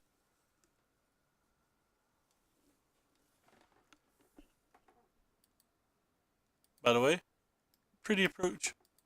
Yeah, well, we beat Teamer. Well, after each match, I like to tell the people that's in the Twitch chat to click down below to find a link to my Twitter. And on my Twitter, you'll find a link to all the deck lists and every time I go live, and my YouTube channel. And if you're watching on the YouTube channel, if you look in the description, there's a link to the Twitter and a link to the chat and a deck list. A link to the Twitch chat and a link to whatever deck list I'm playing for today. Definitely going to cut this other Immolating Glare. It's not very fun. Feel pretty strong versus all of the... Feel pretty strong versus all of the non-traditional control decks. All the decks that aren't traditional control decks, what I'm trying to say. Like, I feel fine versus blue-white. I feel fine versus blue-red. I don't feel fine versus Temur Tower. I don't feel fine versus any of the Reanimator decks. I don't feel fine versus, like, blue-red zombies. Probably not good versus blue-red gifts, but feel pretty confident versus most of the other cards in the format. Really like to play a game or two versus zombies or black-green today. This hand's okay.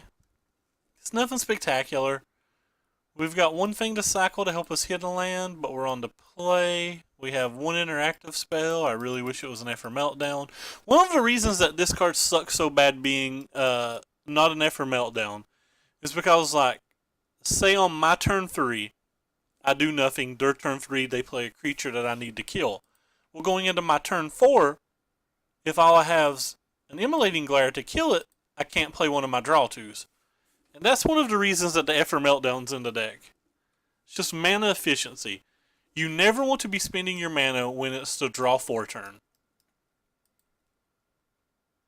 You just always want to be able to draw 4 on the draw 4 turns. Alright, well, this is a pretty hard match. And we have a pretty mediocre draw on top of it being a hard match, so we'll have to see where this goes.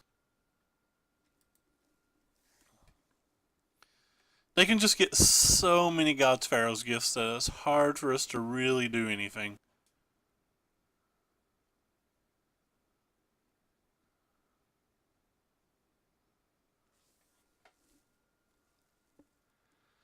Oh, there's the gate to the afterlife. Step 1 complete for them.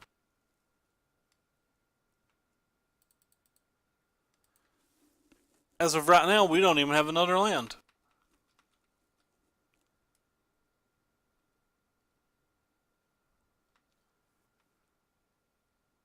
It's kind of...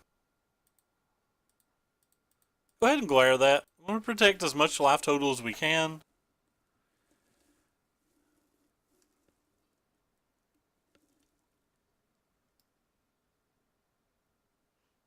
Odd to cycle that one, I guess.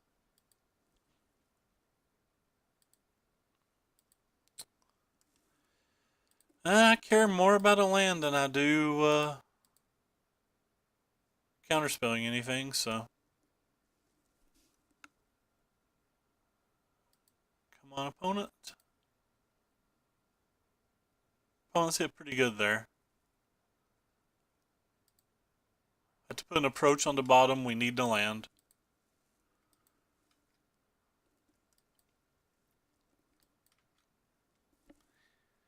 Need to land too badly.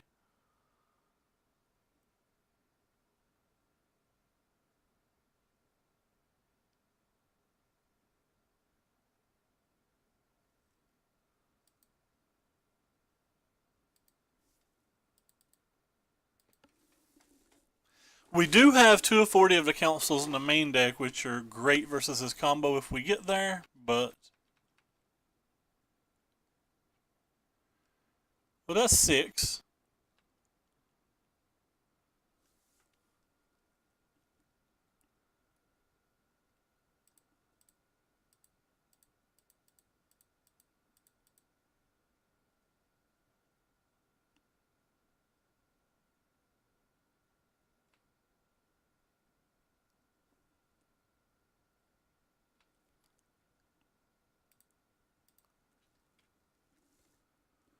So we need to hit something before they get another one going.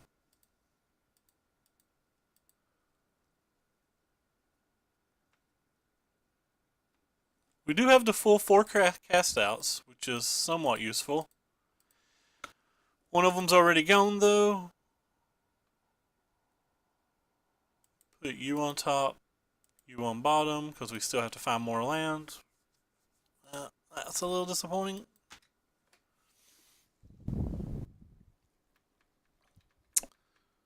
So if he has another gate, which would make the 3rd this game, that would be pretty bad for us, but He doesn't have to have it, and there's not a whole lot of God's Pharaoh's gifts in the deck, so there's a good chance that he doesn't have another one.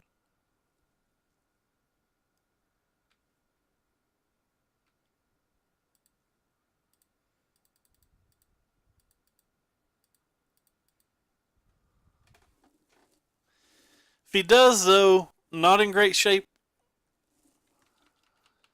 We do have enough mana to glimmer and look for one, though, if he does resolve it. May play around a Censor. Nope.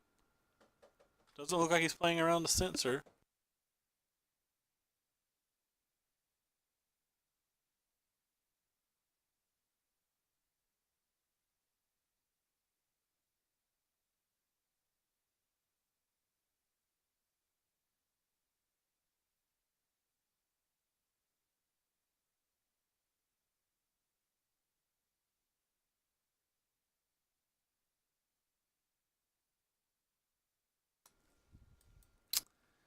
That's a good card for me to ignore. Let's go ahead and go on with our business here.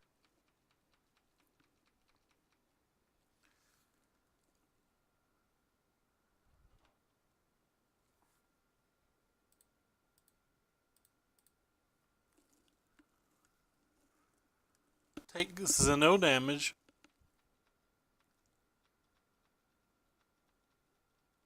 And hopefully we find the kill condition pretty quickly.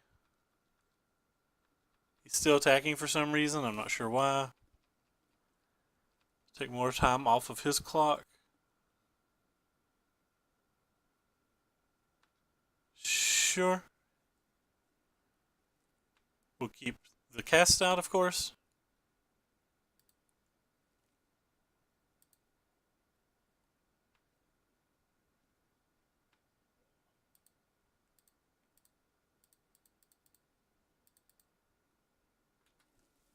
Draw two, see what we find. We'll keep the Supreme Will. 1, 2, 3, 4, 5. So we don't need to land. We'll keep the Supreme Will. And we'll cast another Fumigate, and we have one Supreme Will going on.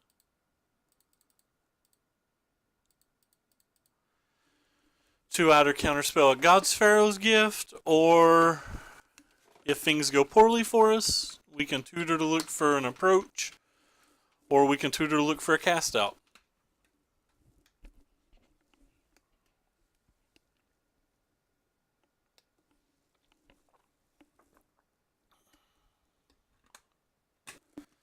Sure.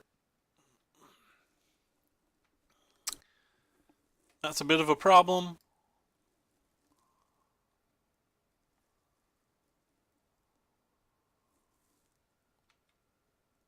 He's got Fumigates in his main deck. You don't see that too often.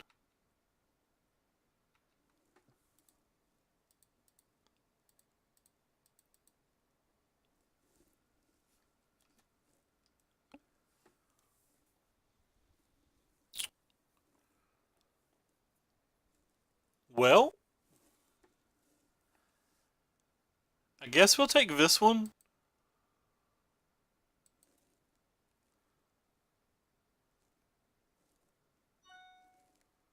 Thank you for following Irate Uncle. That is literally the exact card we wanted to draw here. The Glimmer, that is.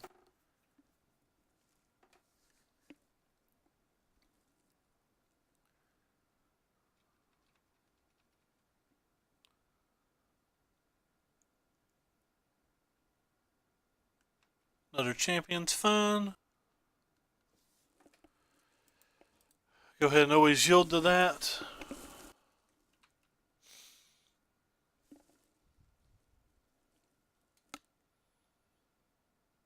Opponent's going through 26 cards now. Can't really counterspell that card either. See what he hits. Opponent hit nothing.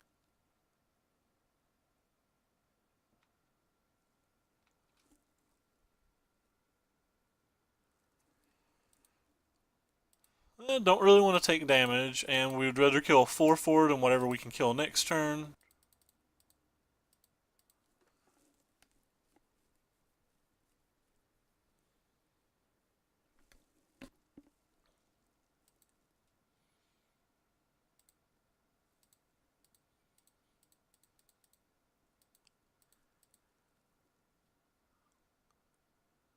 Don't want either of those. Bottom. Bottom. Sensor. There's an approach. So as they like to say, the clock's on.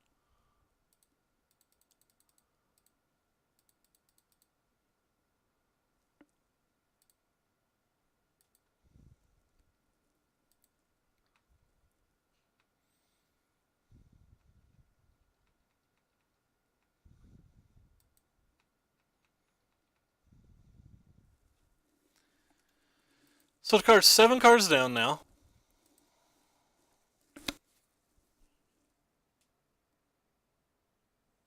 Sure, it's a God Pharaoh.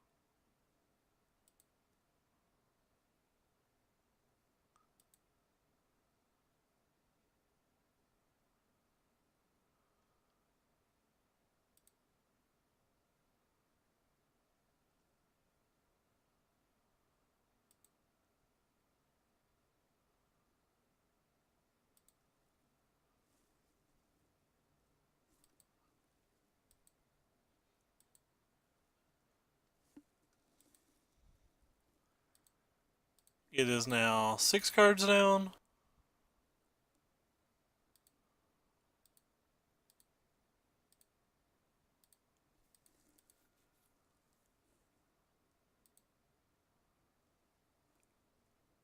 It is now 2 cards down. And it's the next card. So our opponent has to win with his next attack step. Doesn't even get it because we drew a cycler. Or you can have a counterspell, I guess. Rivulets are good, friends.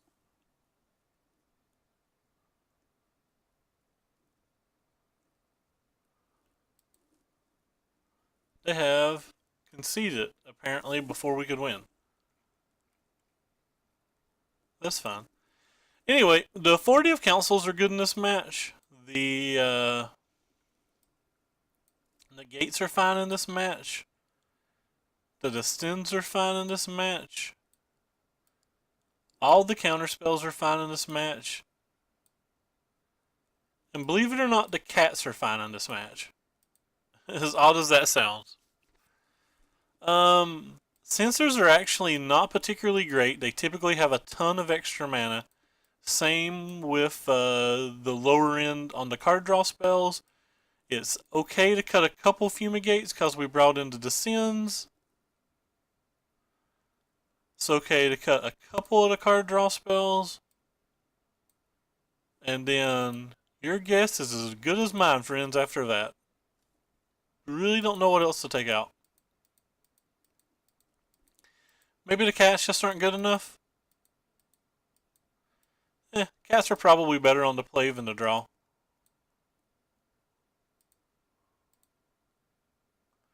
Sensors are probably fine on the draw too. I like how I change my mind after I make decisions.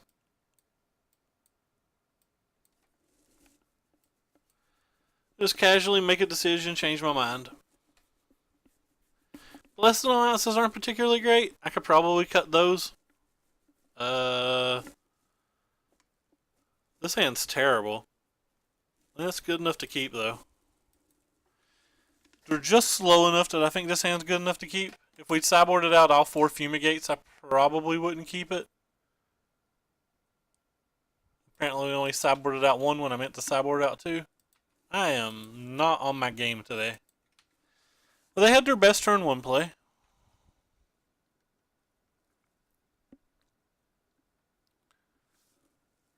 Go ahead and delete that.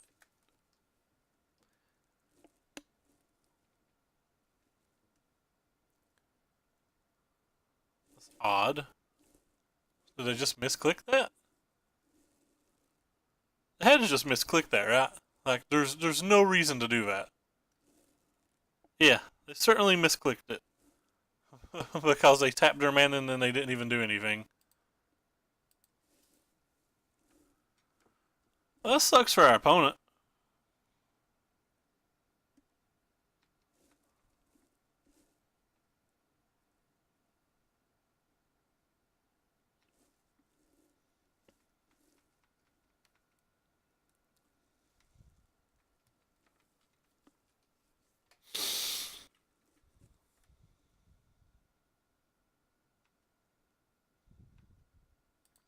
There's a Fumigate, so that's a good card draw for us.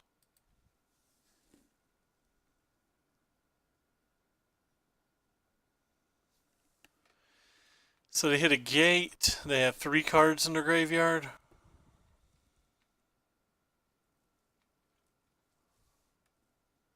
They got another energy, which is good for them.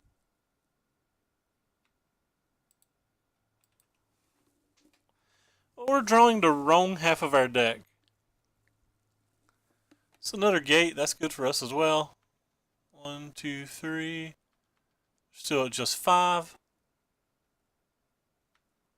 Short.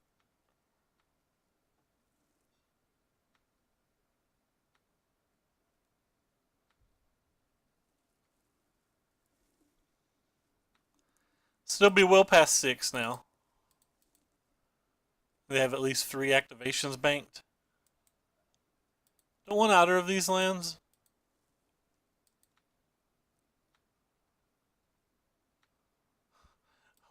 We want both of those lands. I was just kidding.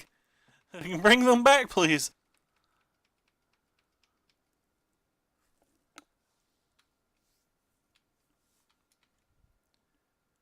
And they got there.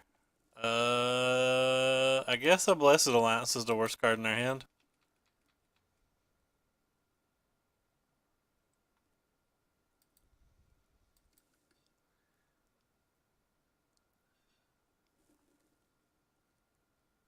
Well, alright. We kind of just want to draw land here.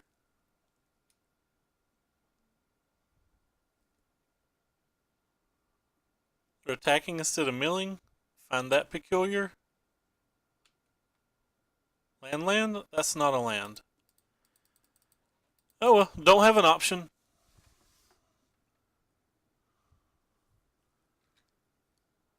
They could easily just have a gate. They've already gone through 2, so them having a third isn't super likely. And they hit a gate with that. Of course. Why wouldn't they hit a gate with that?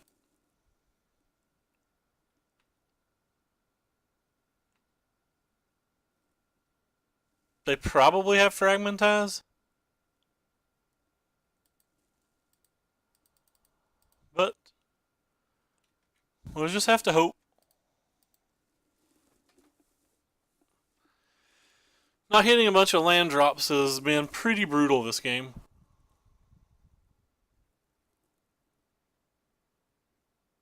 So that's 4. At least them tapping 4 mana is not real scary. Oh, they have their own cast out? Sure. So they have to have another land.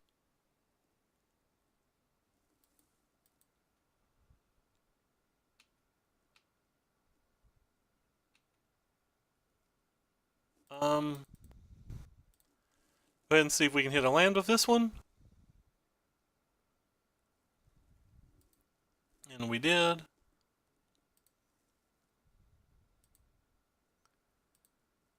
This gives us some time. If they don't have a bunch of counter spells, it could be enough time.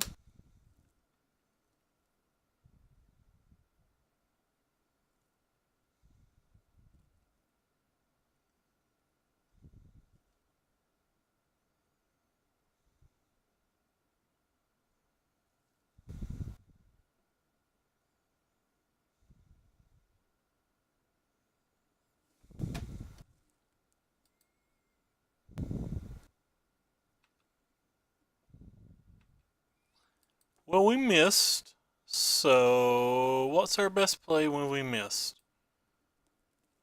Probably just Gearhulk.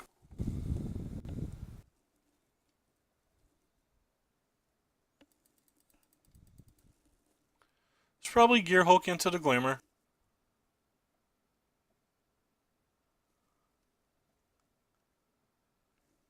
That could have been wrong, though.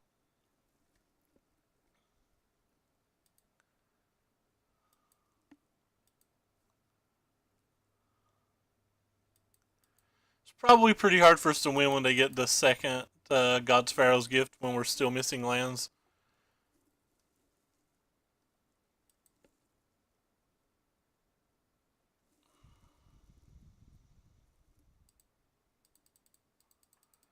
Because now they just have like infinite cards in their hand.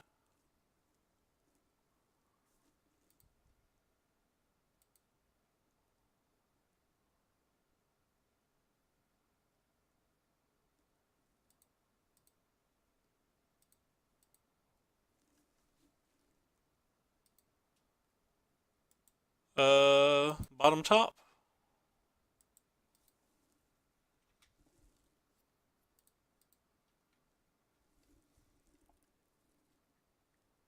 Down to 12, and whatever he plays probably kills us.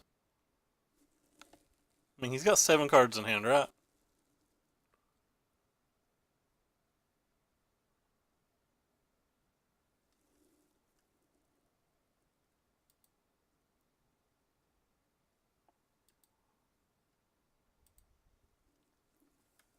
We certainly put that card on the bottom, but I don't hate drawing it.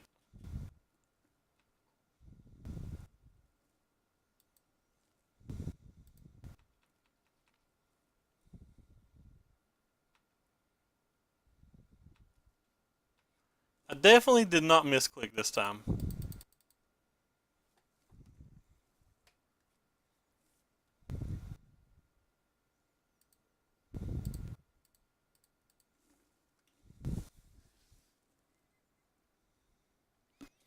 That buys us a lot more time, so it's going to be pretty safe for us to try to cast an approach or two over the next few turns.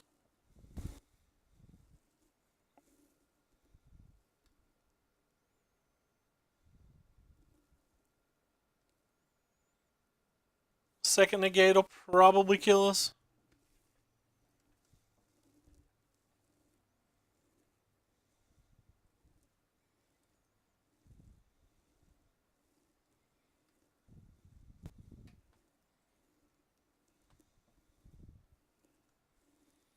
We're really kind of wishing we'd kept that one negate now, but it's whatever.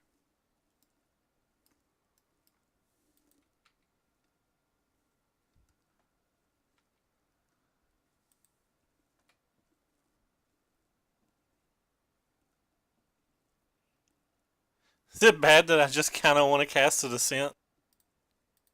I think it's better to cast it next turn. Don't care about that.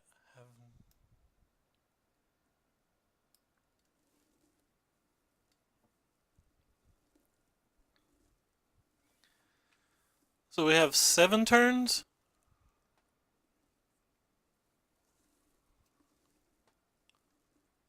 He could tap out, right?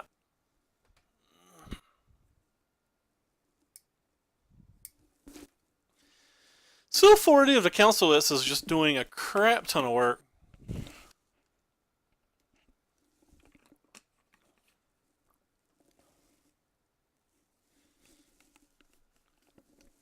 I'm probably just casting the Fumigate next turn if we draw the land for it. Might cast a Descend if we don't. Not really sure.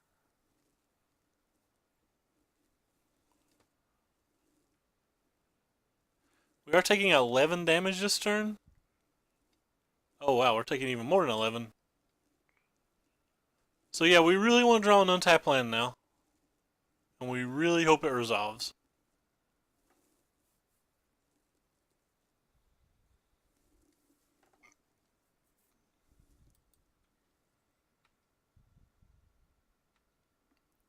Not an untapped land.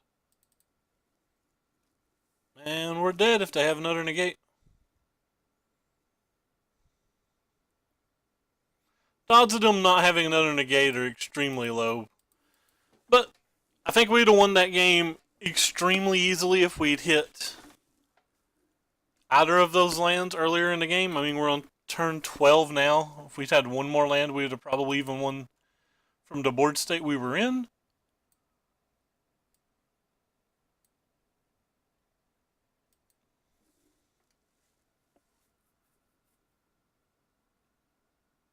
Oh well, sorry, I never saw these messages. I apologize.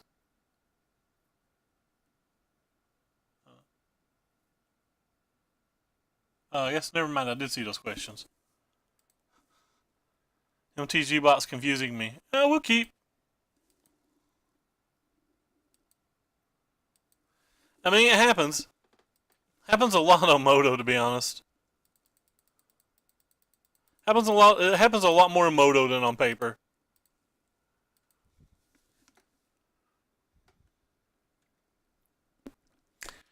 These Blessed Alliances are both kind of like double mulligans in this match. Like, we don't really want them.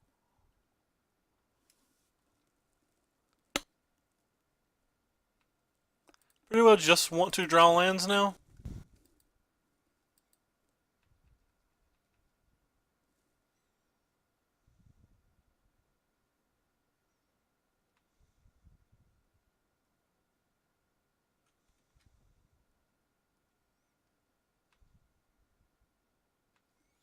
There's a land.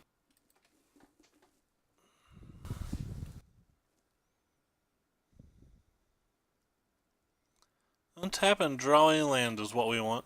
I will be cycling this cast out because I think trying to find a land for Glimmer is too important.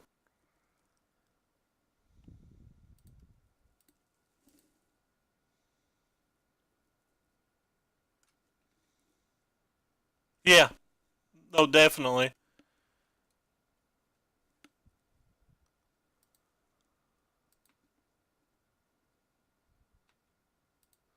Okay, so we had some lands. So we actually get to play this game, so that's fun.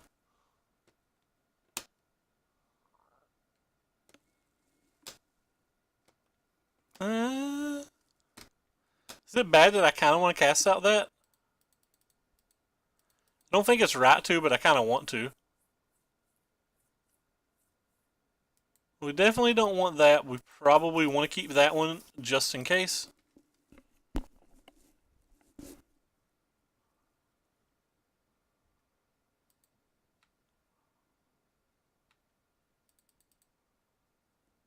As bad as I hate to do it, I believe I'm actually going to cast out this card up here. They have negates and stuff, so I think it's kind of hard to make sure we get the God's Pharaoh's Gift.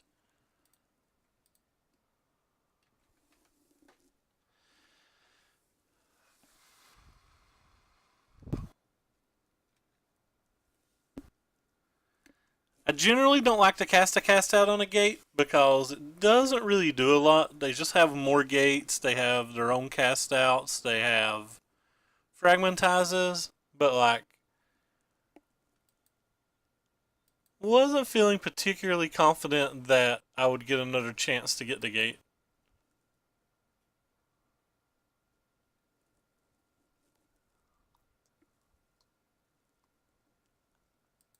Yep.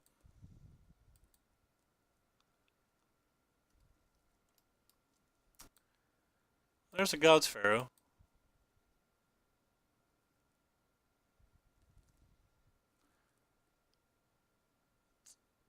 Be pretty unlucky if they get up to 6 from there. Second God's Pharaoh.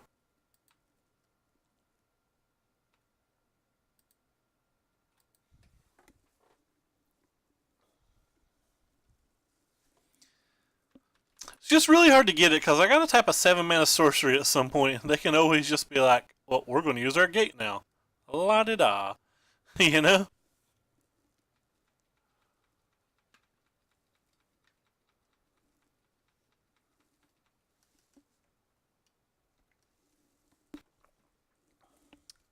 Um, have 4 cards in their hand still.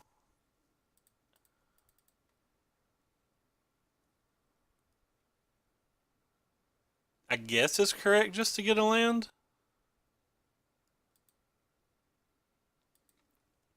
and slam to approach, maybe? Slamming to approach might be a little too much in this game. They only have 3 cards. They don't have a man land, so just go ahead and play it. I love when they use a counterspell in the first one.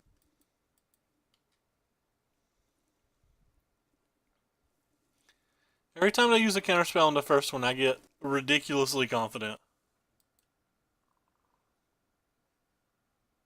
Harsh I got harsh scrutiny the other day on stream. I chuckled more than I should have, I think.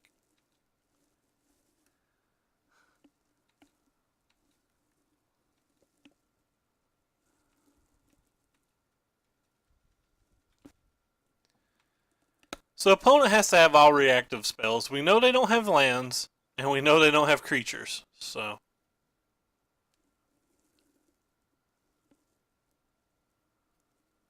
I wonder if I was supposed to play the farmlands there. So they're going to get another gate.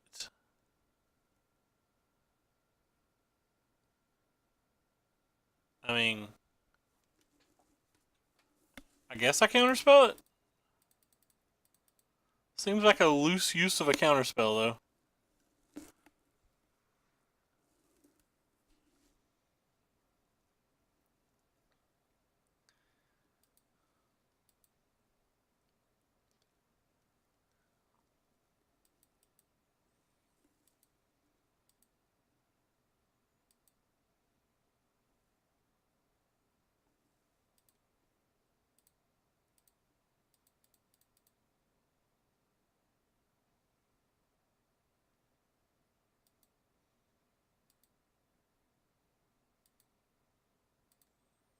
Give us all the life.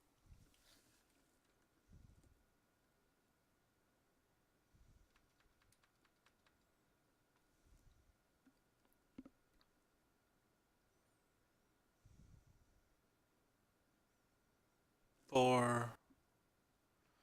Yeah. Go ahead and...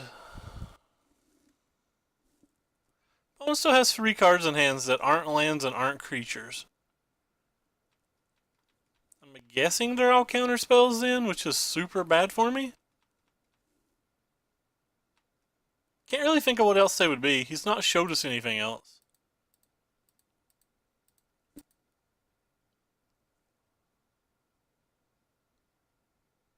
We don't want either of those. Bottom. Safely on bottom.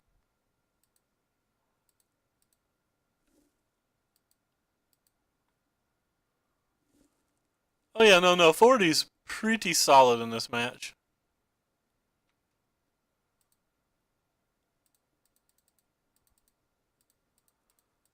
So we get a Send, it gets us a 4/4, we have a negate to protect it. I guess they could have put in creature removal spells too, I'm not sure.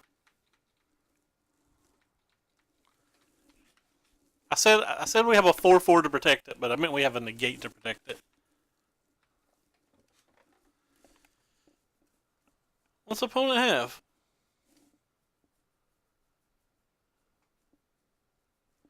Just having 5 mana for a Gearhulk?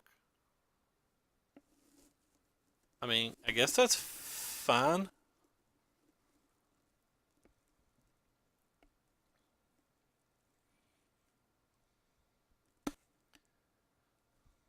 Don't really have creatures. I wonder if I can keep an authority. Not going to, but I wonder if I could have.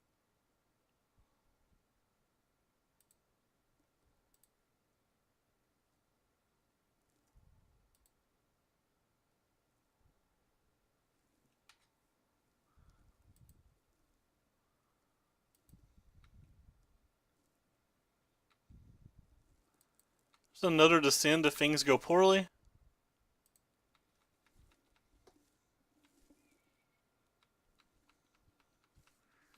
Pretty far ahead on the clock, and we still have 2 Blessed Alliances. By the clock, I mean the onboard damage clock and other things. Alright, Champion of Wits changes some things.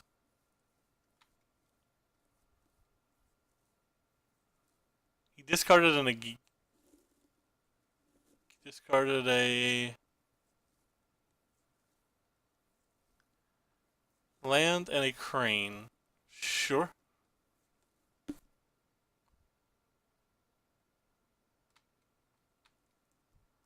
Guess we'll take the 4 damage.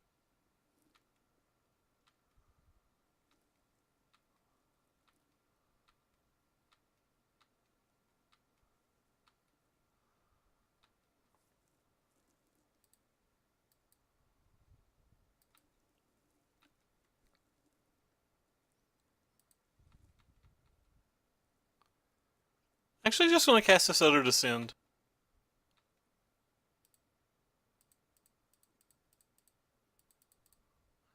Still head on board, really, but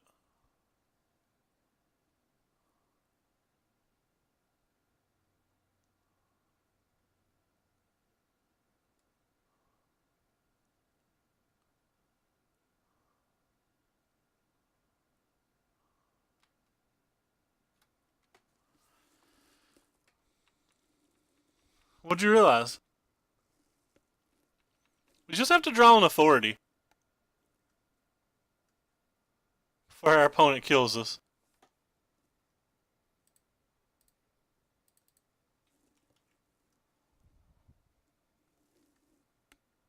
What did you realize, friend?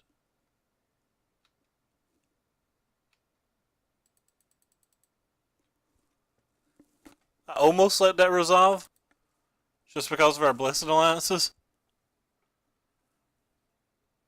He didn't have anything really to get back, but I didn't want him to get a crane back. The main theme of the Man in the High Castle Hammer is based on Edelweiss from the... Fair enough. I've actually not watched all of Man in the High Castle. I've only watched the first season. It's a pretty good show. Well, he missed creatures again.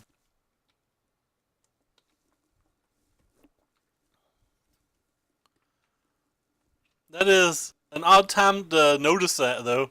That's for sure. I wonder if it's right just to slam the approach now. Or wait till he taps his mana. Yeah, well, I'm going to go ahead and play it. I think it's fine to play it. I don't care a lot if he counterspells it. It's the last card in his hand, if he does.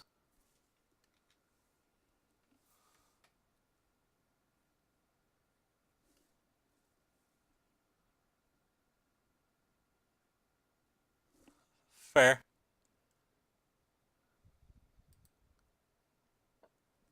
Is that 6? 1, 2, 3... Not 6.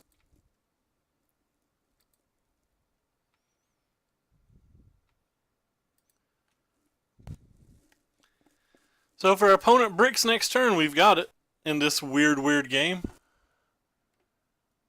And even if he hits, we have a chance to hit.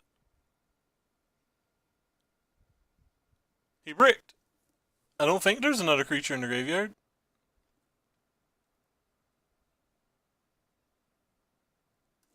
Well, this game was just awkward.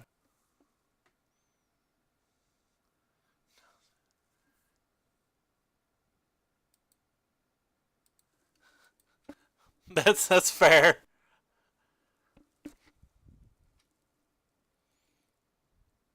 This game was one of the more awkward games I've played.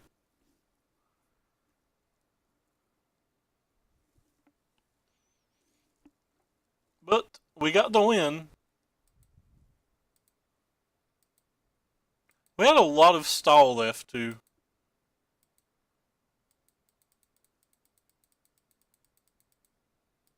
I don't know. Whatever. It was an awkward game. 2-2. Next match is for a PD chest. Thank you for all the new followers. Thank you, JJ Steele, for the new subscription today.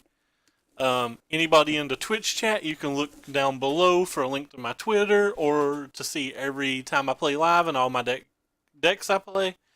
There's also a link on my Twitter to my YouTube and a link on my YouTube to my Twitter. On the YouTube, there's also a link to the deck and the Twitter and the Twitch chat. And also, if you're in the Twitch chat, you can always type deck list. Yeah, that's a lot of spill. Anyway, trying to play for the pity chest. I think this hand's fine. This hand's obviously not a good hand. Over a computer mouse. The Dwiddler and the YouTube. Am I pronouncing it that poorly? Oh, another choked estuary, so automatically assume that I've lost this match. Man, you gotta make a man feel bad that he talks like a redneck. I am a redneck. I assume that I just do not beat very many of the choked estuary decks. It's the pity chest, man. Come on. It's really adorable.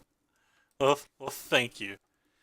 If he's playing the Reanimator deck, we should win game 1, but we rarely win game 2 and 3. If he's playing the Blue-Black Scarab God deck, I'm not actually sure how that match plays out.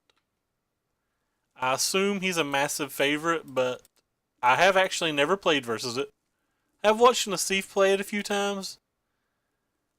So we have an approach 3 cards from bottom. Something to keep a mind on, because in both of the matchups I just described, we can often get back to it.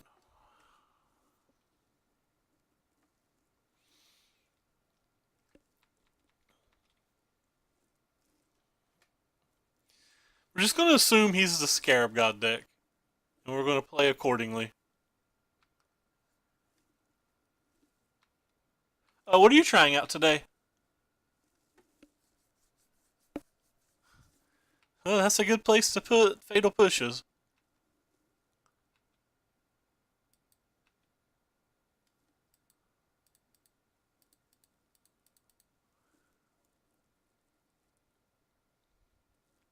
We'll keep all of our lands.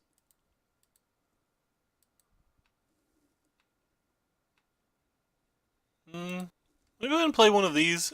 Technically plays around Censor if they're that build of the deck. Though, when I saw the Oath of Jace, I'm assuming that they're the Reanimator build now.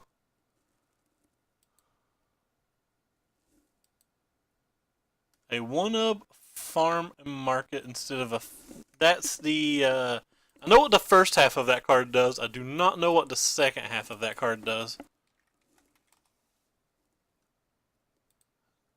Do not know what the second half of that card does. Draw 2 cards and discard 2 cards. That's a pretty nice spell. It's probably better than Glare, to be honest. Back to the game. I think I want to counterspell that. I think I want to counterspell that.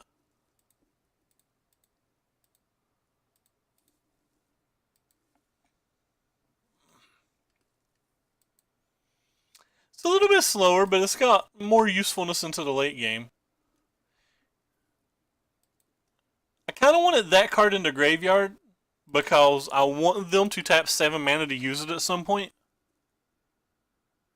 I believe Eric Froelich had a getting of the trials in his Grand Prix list, and I believe he went 11 and 4, so 8 and 4 after the buys. Opponents, so he's playing the green now. The cat's 100% out of the bag if it wasn't already out of the bag. I mean, we were already kind of assuming he was on that. I may have to try it. I have dismissed it because I kind of view myself more as a Turbo Fog deck than anything, but if everybody keeps saying it's good, my friend Ricky said it was good, but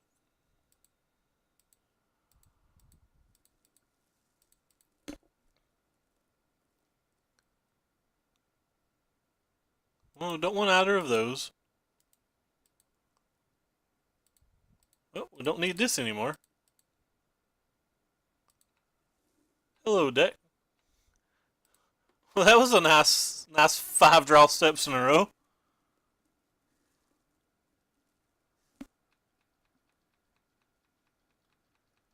At least they're pretty, right?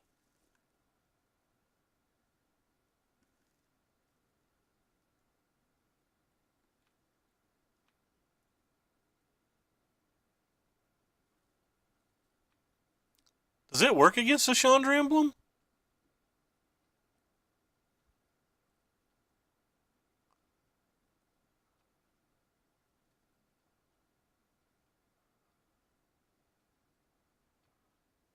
Chandra's a pretty frightening card. He also has 4 approaches, doesn't he?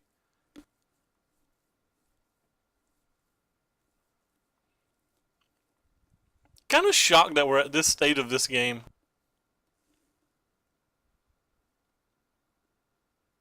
Oh, I see what you're saying, yeah. I got it. So they had to kill the Gideon before they could kill you. Gotcha. Did not think you could use it. Certainly wouldn't mind a 4th approach right now.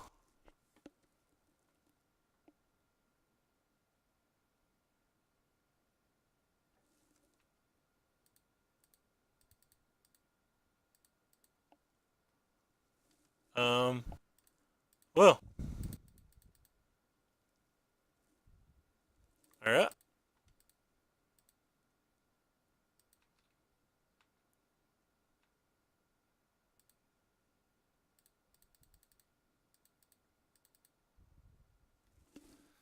We're in bad shape, fam.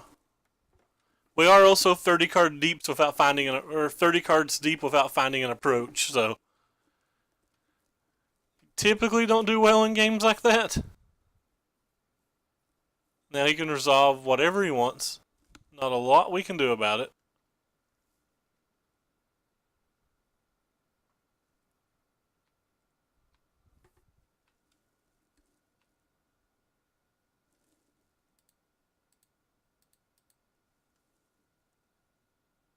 I guess we'll keep it and take 1 hit.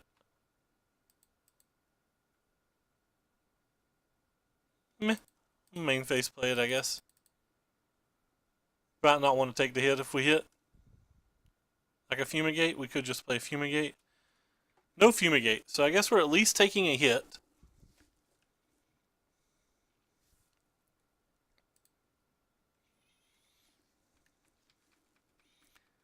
This game's going pretty poorly right now.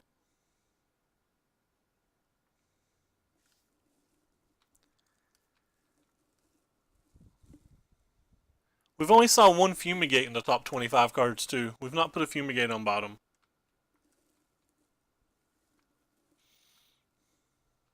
We did put 1 approach on bottom.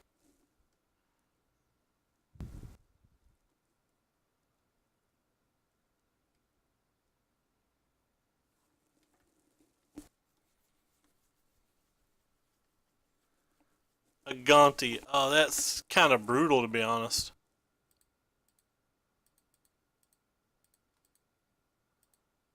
Because we know we're coming up to an approach fairly soon, so.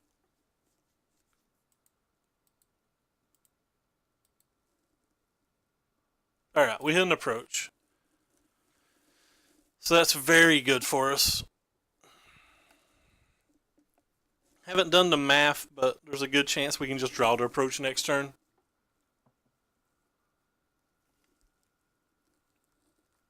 There's a pretty good chance he only gets 1 untapped step. We'll do the math in a second.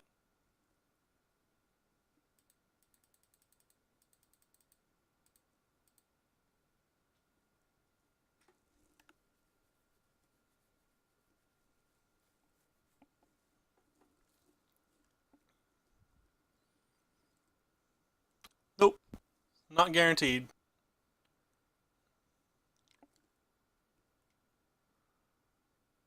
I guess it is guaranteed, isn't it? We cycle twice on our turn, then we mill 4. So we cycle, mill, mill, mill, and then we draw. So yeah, we win next turn if he doesn't have a counter spell.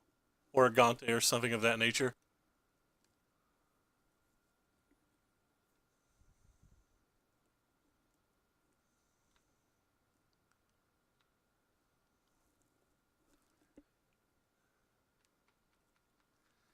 He's got another counter spell though. I mean, happens.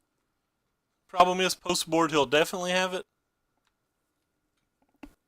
He just didn't play anything outsider. So, cycle.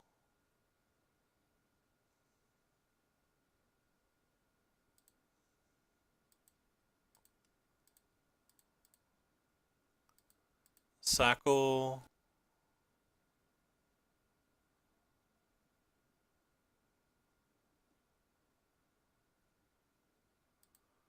Upkeep. Mill ourselves for 4.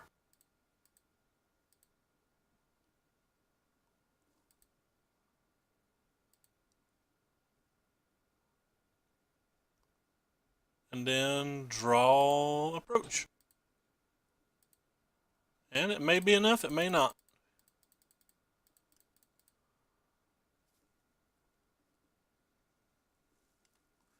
Just one versus black red control. This deck seems to only lose versus blue decks. Oh, so they have Supreme Will in their main deck, so we could just be dead, I guess.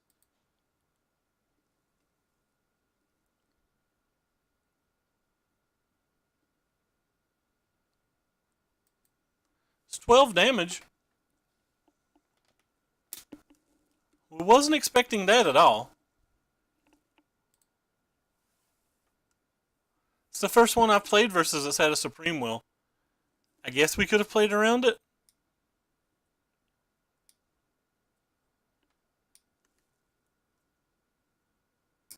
Yeah, it seems to only lose versus blue deck. Oh, that's fair. It could have been a Gante to get my Supreme Will, and it was. Yeah, you're right. Don't think that's something we can really play around anyway. Think when they have that, they just have that. Good call, though. Good call. Well, we're not dead, though.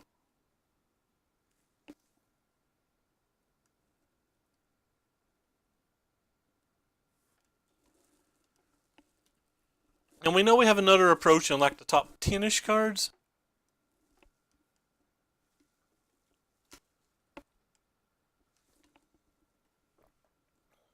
Is he making me discard 2 cards? Oh no, he's replaying another Gante.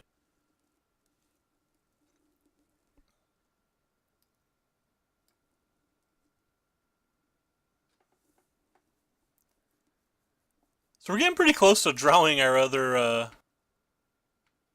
approach.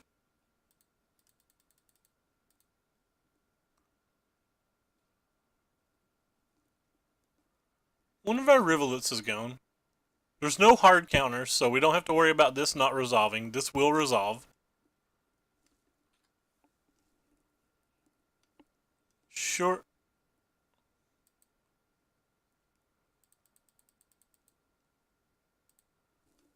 We're drawing the approach again very quickly.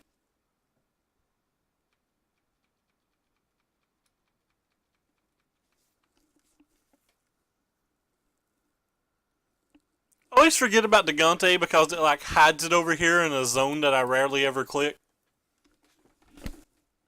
Think it should be closer on Modo where like you always just put the card under it so people would remember it. Again, I don't think it changed the play at all, but I don't think it changed the play any. I believe I still make that play 100% of the time, but still something that I miss pretty often, and pretty often it would affect the plays.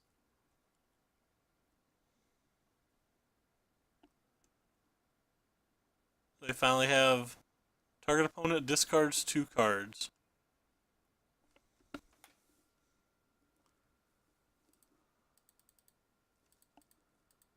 Might draw 2 cards we want to discard worse. Put on top of the library. Might as well put the island on top of the library too, since we have to discard 2 cards.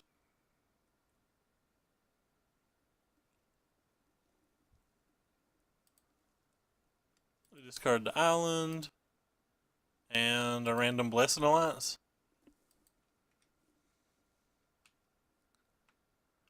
Opponent's not playing anything this game, and he's 32 cards deep in his deck.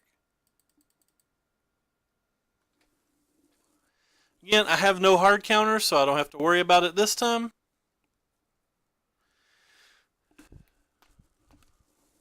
So game 1's generally ridiculously easy. Game 2 and 3 feel nearly unwinnable to me.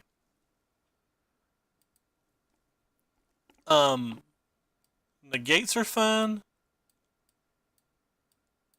The dismissal's fine. The gear hooks are fine. So all the counter spells are fine. Descents are better than fumigates. But the problem is I don't really have a second kill condition, and it's pretty easy for them to have Lost Legacy, or like our opponent earlier. Our opponent earlier even has invasive surgery or whatever it is, the 1-mana counter sorcery, delirium, removal maul.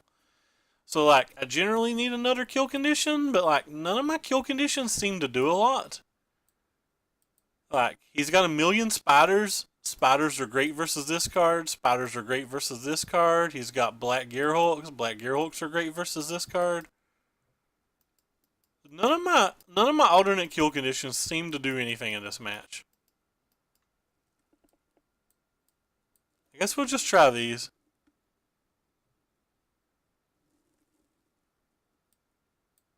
That's fair, but most of the decks that are playing sweepers don't run counter spells with the exception of Temur.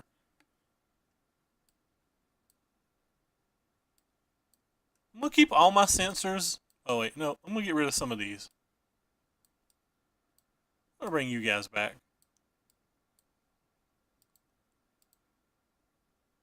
Alright, well, I guess we'll try it like this.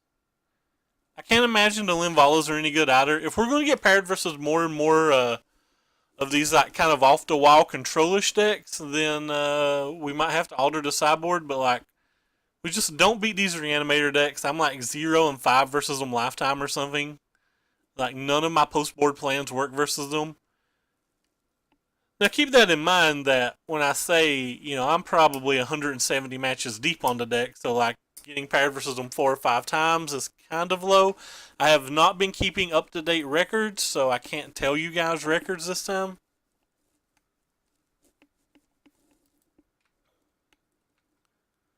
Used to, I keep a spreadsheet somewhat like Michael Jacob did. Well, not really a spreadsheet, I just wrote it down in Notepad because I'm not smart enough to use a spreadsheet. But I've not been doing that since I've been streaming because I don't really like tabbing over to it.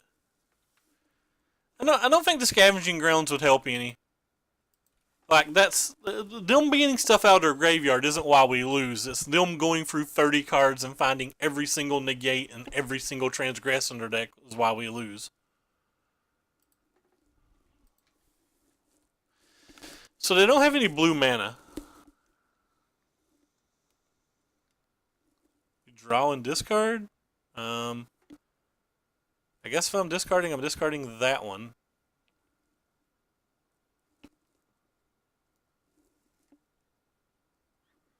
It's just a redundancy that they draw more cards than us, really.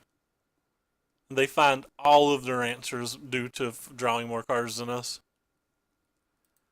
I think that's worth counterspelling. They're a little stalled on blue mana, at least. I'm not going to be using this spell for anything else. I have 3 draw 2s that are all better than it, so like this is going to get used as a counterspell this game. Might as well use it to try to stall them. And one of the big problems is like they can be playing Lost Legacy or an invasive. I keep saying invasive because we've already had an opponent use it versus us once today. But even on the Lost Legacy, we have to tap 7 mana to play a sorcery speed spell. It's just so ridiculously easy for them to resolve a Lost Legacy after that.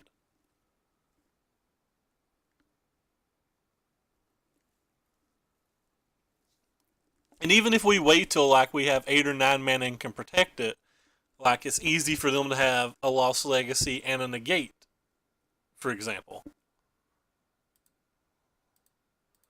Go ahead and play this so we can F6.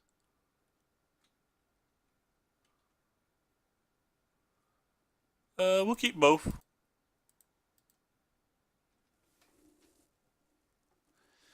Just want to draw as many cards as possible. But like I said, this deck's not popular enough for me to want to try to fix this match right now. It just so happens that we got a little unlucky and got paired versus it twice in a day. That's going to happen.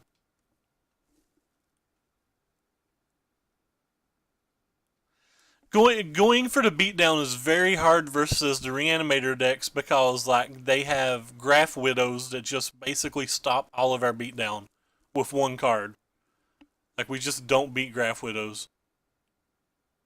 Alright, well, he's got that thing. Can't really stop it. We do have a Blessed Alliance though. This is the third time in 2 days, so like if this continues to be a problem for 1 or 2 more days, then maybe we'll fix it. I've yet to win this match. Does some things, doesn't do enough right now, I don't think. And I actually do think I want to land. I didn't really want to draw 2 lands, but that's fine.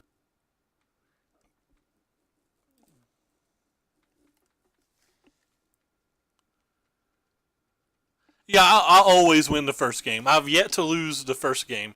Even versus like the Temur Tower deck earlier, where we easily just won the first game. This is still the first league. This is round 5 of the first league. We are currently 2-2, trying to win a pity chest. Whereas apparently I like to pronounce it a pity chest. A pity chest. Kind of sucks that that card comes back even more powerful now, but we have a number of answers for it, and we're going to be drawing 3 cards. If, Alright, well, we don't care about that card that much. Opponent is down to 2 cards, though. Could easily just hit another authority on us.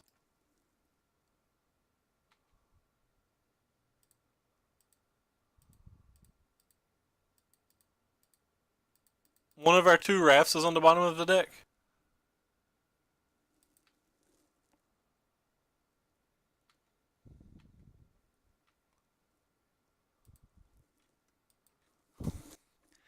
This happened in game 1 too, where we just drew a whole bunch of basic planes in a row.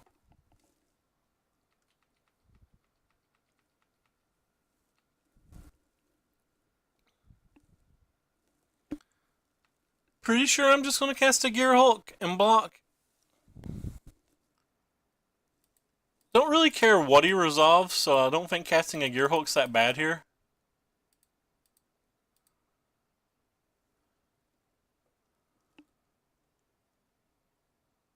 He may have found a counter spell even. Not that worried about it if he did.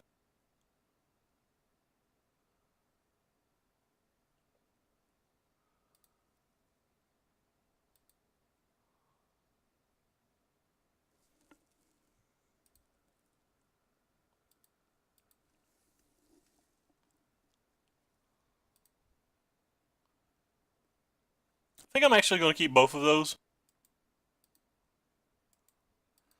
Keeping the cast out primarily because it may be able to stop the Dreamstalker.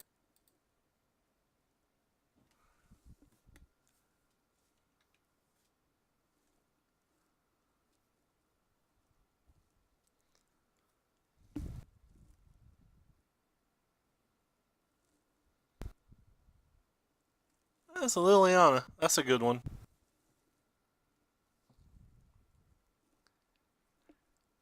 And he gets another card, friends.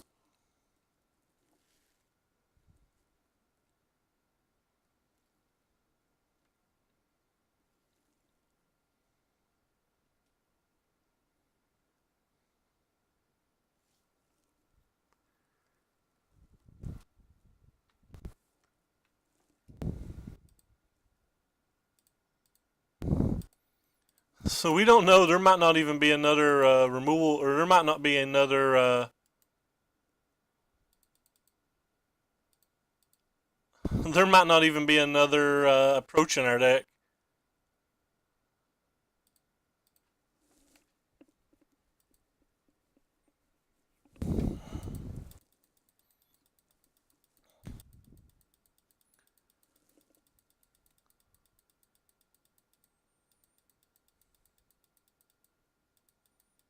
We're a lot of cards deep now.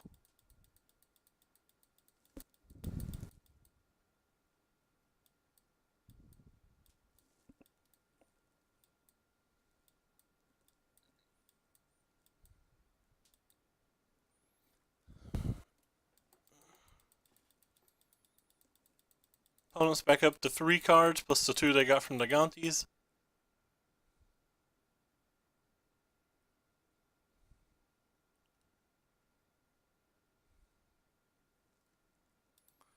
Actually going to summary dismissal this. Don't want them drawing more cards.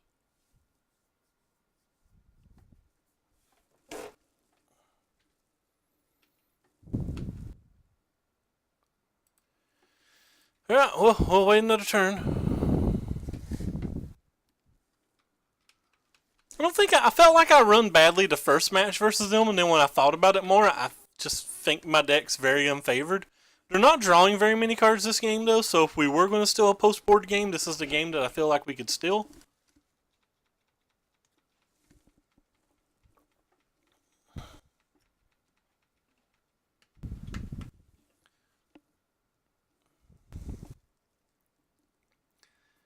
But we don't have a counterspell in our deck that can do anything about that.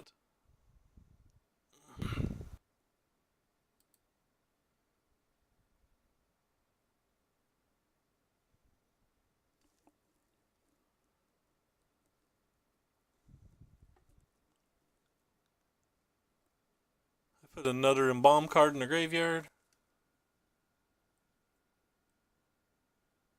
Nice.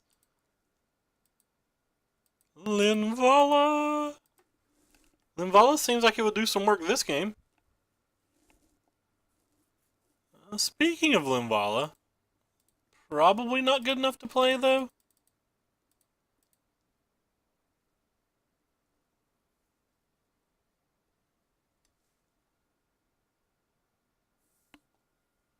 It is just you.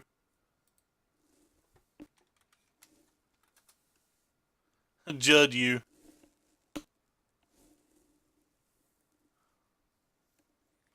Just Judd you. We're gonna go watch the Judds with Ricky.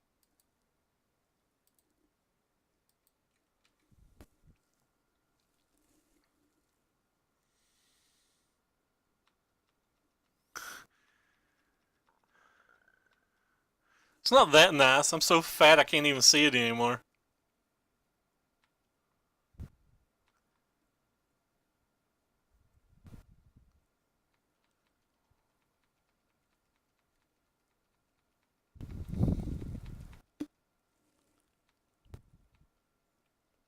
Kinda want to save the Torrential Gearhulk. I really want to know what the 2 cards our opponent has. I wish I had an Evolving Wild so we could figure it out. I'm gonna put an Evolving Wilds in this deck just to play around our opponent's Giantes.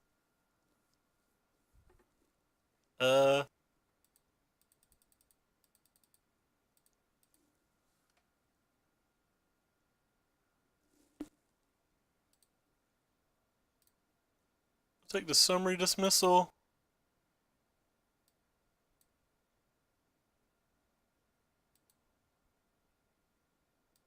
We'll cast the summary dismissal.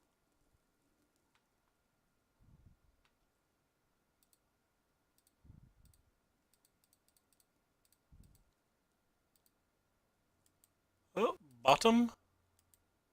Bottom. There's an approach.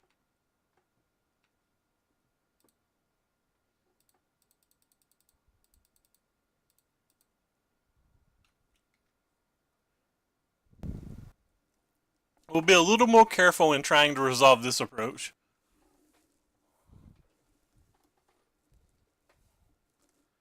We'll be much more careful in trying to resolve this one.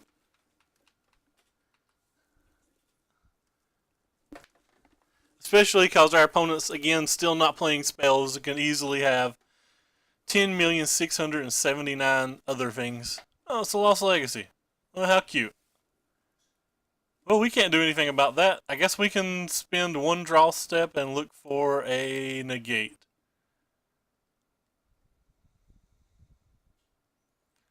Rip, no negate. Don't know how we're going to win now, friends.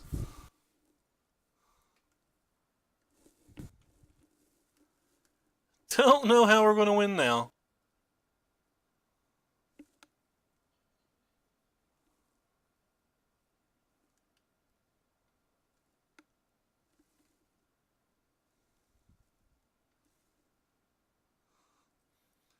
Sears Z Rip. Yeah, we're gonna have to hope this angel goes a long way and does a lot of work. It's going to be pretty hard for two. Okay, opponent only took 2 approaches out of our deck, which means one of these cards is likely an approach. Which is a way for them to gain 7 life.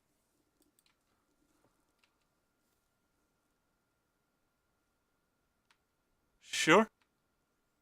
We'll take the damage. We're an aggressive deck now.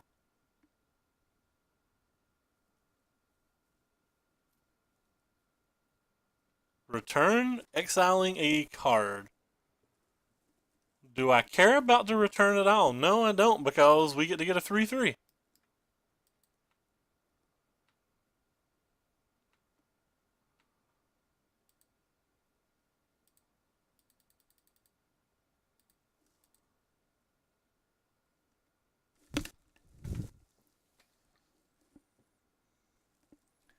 We've already gone through both of our Gearhulks, so we couldn't get any card out of our graveyard anymore anyway. Now we have a 2-turn in the air clock, and we have a double Supreme Will to try to protect something. It's probably not good enough. He can easily just have Graph Widow and a counterspell, but doesn't deny the fact that it is our best option. A Scarab God. Well, we will try to counterspell said Scarab God. At the worst case scenario, it makes him tap his mana and gives us a chance to get to another cast out.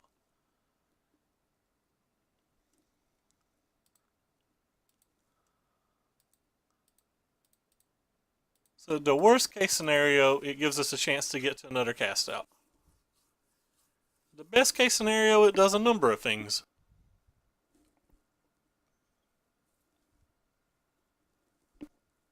Sure.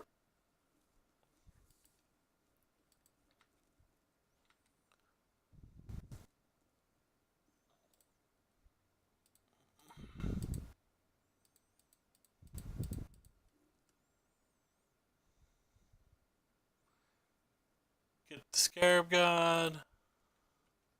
Attack for 8 in the air and hope we get there.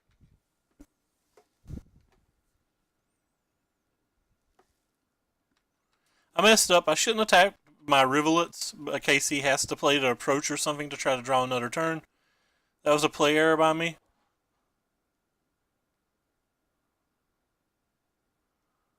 Well, that was a stellar draw for him.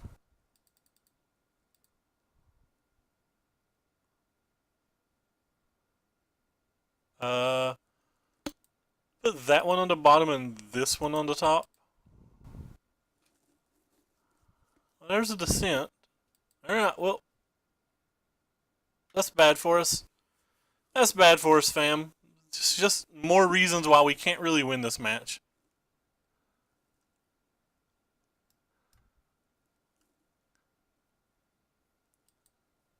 Or at least not, can't win it too effectively. I'll rephrase. You can win anything. If we draw a negate right now, we win probably. Negate? Not a negate.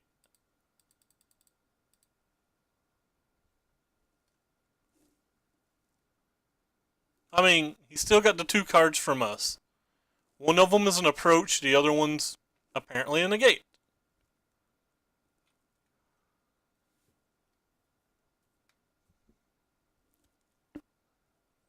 Hmm.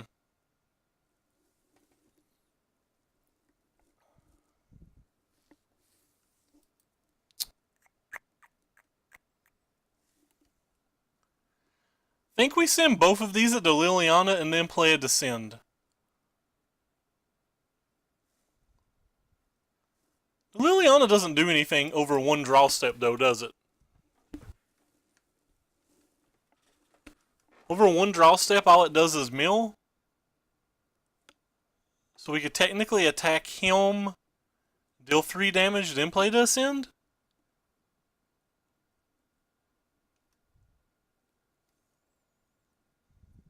Hmm. Gives him a one-turn window.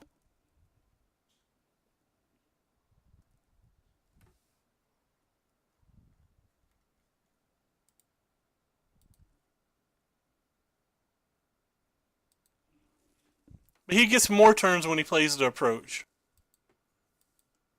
Alright, whatever. We're going to attack the Liliana, I think.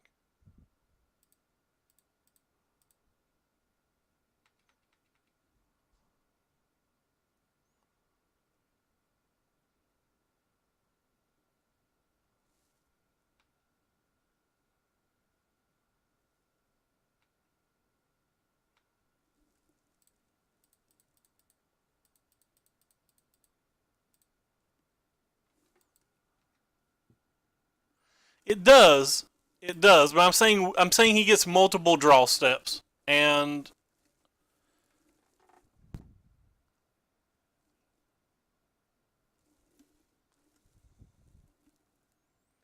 it might have been right to try to force it, but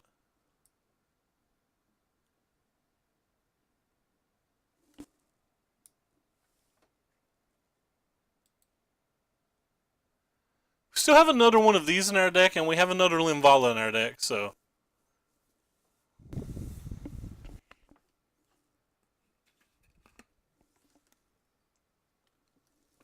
Well, that card doesn't do anything to us.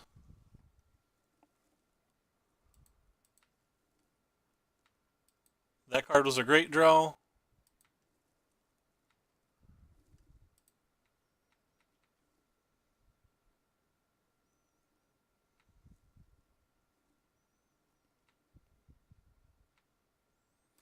Guess it's safe to go ahead and play the planes just in case we miss. Oh, I forgot he had that stupid thing. Oh, that was bad of me. I shouldn't have discarded my planes. That was idiotic of me. That was idiotic of me. Wow.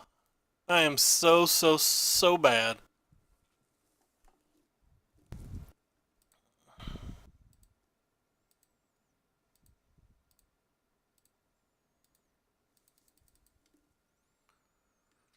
Well, I'm bad.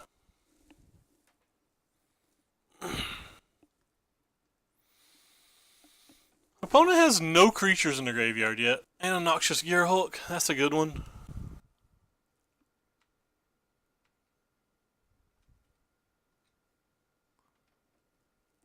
That is a good one, fam.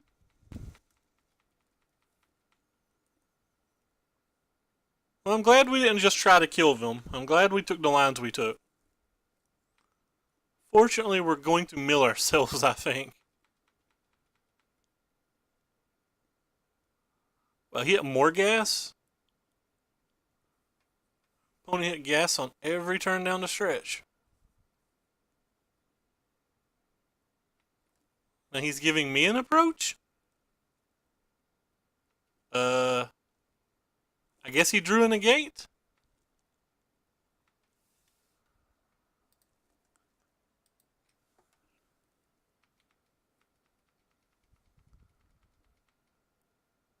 That was one draw step.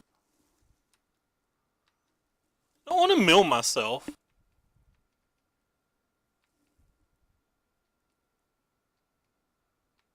Again, it's not for the win. I think he has a negate.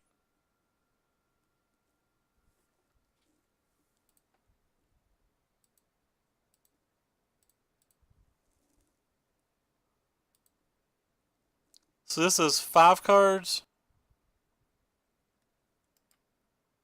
It's our last Ascend. And it is 1 card from now. You guys say it's about to be cool when I think I'm pretty close to lost now. Anyway, we know it's the next card.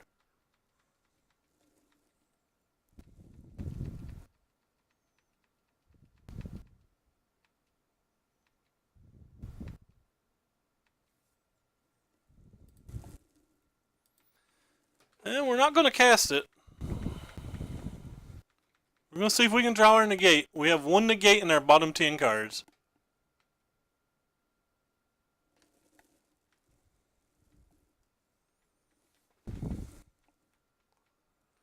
don't know why our opponent cast that approach. He definitely didn't need the life. Alright, well that's a redraw.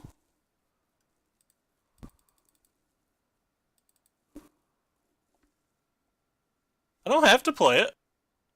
I don't have to play it till I'm about to die.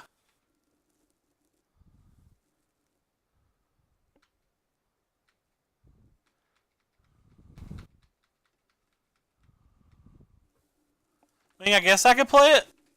There's transgresses and stuff in his deck, but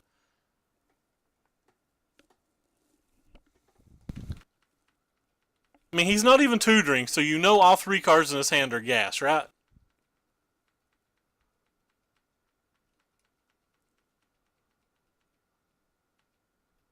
So, a negate would be a good draw step.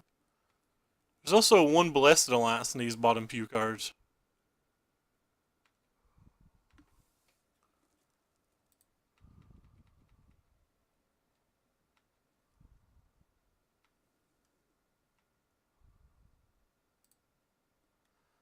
Playing that was wrong.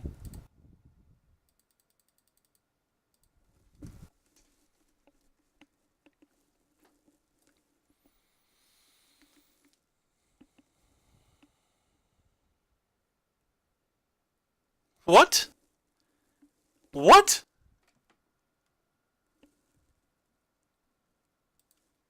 Our opponent has this in play and he's not cycled over X amount of turns. Wow. Well, he didn't even cycle in response that turn. Is there only 2 negates in his deck? Even if there is only 2 negates in his deck, shouldn't he have been looking for Gontis or something? What in the world was our opponent doing? I think it makes no sense though. He wasn't cycling cards at all. He wasn't playing spells at all. He had 3 cards in his hand and like literally none of them did anything?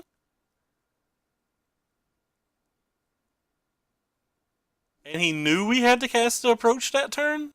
That just doesn't even make sense. Whatever. I don't want to try to figure it out. Maybe he had no out in his deck other than drawing. Even if it was just transgresses, he should have been like drawing cards and looking with transgresses, right?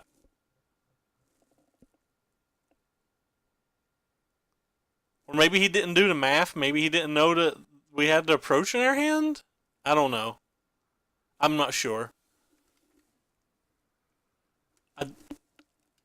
Whatever. So we made a comeback and we got the pity chest. What do we got here?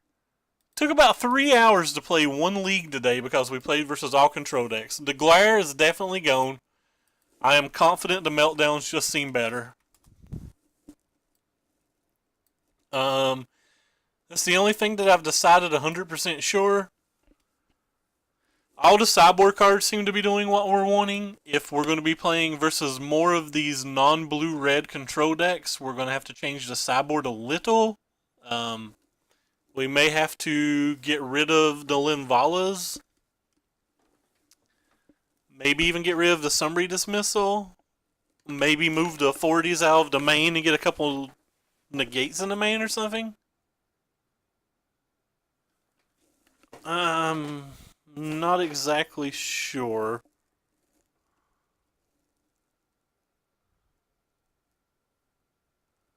That's true. But the 40 main's actually good versus other decks than just mono red as well. The 40 main is also good versus all of the gifts decks. It's fine versus the black green decks. It's fine versus the teamer decks. So like, there's very few cards that there's very few decks that it's completely dead versus, except for like, obviously like the mirror matches and other like blue Gearhulk decks. I want to thank you for following. My name is Jeff. Thank you for following Mazur8888. Thank you for following Grizon. Thank you for following Elro Macno and Kuka Belladude and I already said Irate Ankle. Appreciate you guys following. But the 40s main are another card that might be on the chopping block soon. They're not completely dead, but they're not perfect. But anyway, I believe that's going to be it for me today. The stream went about 3 hours, which is pretty long. I want to thank Jay Steele for JJ Steele for subscribing. We appreciate it a lot. Thank you very much, my friend. I want to thank all the new followers and everybody for chilling here and watching with us. If you're on the Twitch channel, you can look down below for a link to my Twitter to see every time I go live, every deck list I've played. You can also type exclamation mark in the deck list. If you're on the YouTube, in the description below, there's a link to the Twitter channel, the Twitch chat, and all the deck lists. Looking to see who we're going to host. Looks like we're going to host Z Magic today. No, Z Magic's playing Modern. I don't like hosting Modern players. Just going to host a Candio, even though he doesn't need the help at all. Actually, no, I'm gonna host. Screw the Candio. The Candio's who I'm gonna go watch, but I'm gonna host Z Magic 94, and I'm gonna go get me some ice cream. How do you beat Blue Red Control? I guess I'll answer that question. Stop! Volume bad! Sorry. In game 1, we have more answers than they have threats. So if you're extremely patient, choose the correct time to play your Fumigates, the correct time to play your Blessed Alliances, you beat them by milling. You have roughly the same amount of card draw as they do. They have hard counters and you don't, which makes it extremely hard for you to win with the approach. But where you have so much removal, and your removal is not dead. Your removal can kill their Gearhulks, can kill their Wandering Fumaroles, while their removal is completely dead. So, you basically both just draw a bunch of cards, you 1-for-1 removal them while they draw dead cards into removal, and then you finish off the game after you've drawn 2, sometimes 3 Rivulets. The 4th Rivulet might be getting in the deck, and then there's some situations where you guys both have like 17 land, and you've made them burn their disallows on some of your early spells, or on one of their on your second recast of your first approach, and then you can just like jam 2 approaches and a Supreme Will in a turn, and sometimes that'll work. Like on stream the other night at the Grand Prix, you saw Eric Froelich beat a Kiefer with casting an approach in game 1. But game 1, your plan is to mill them.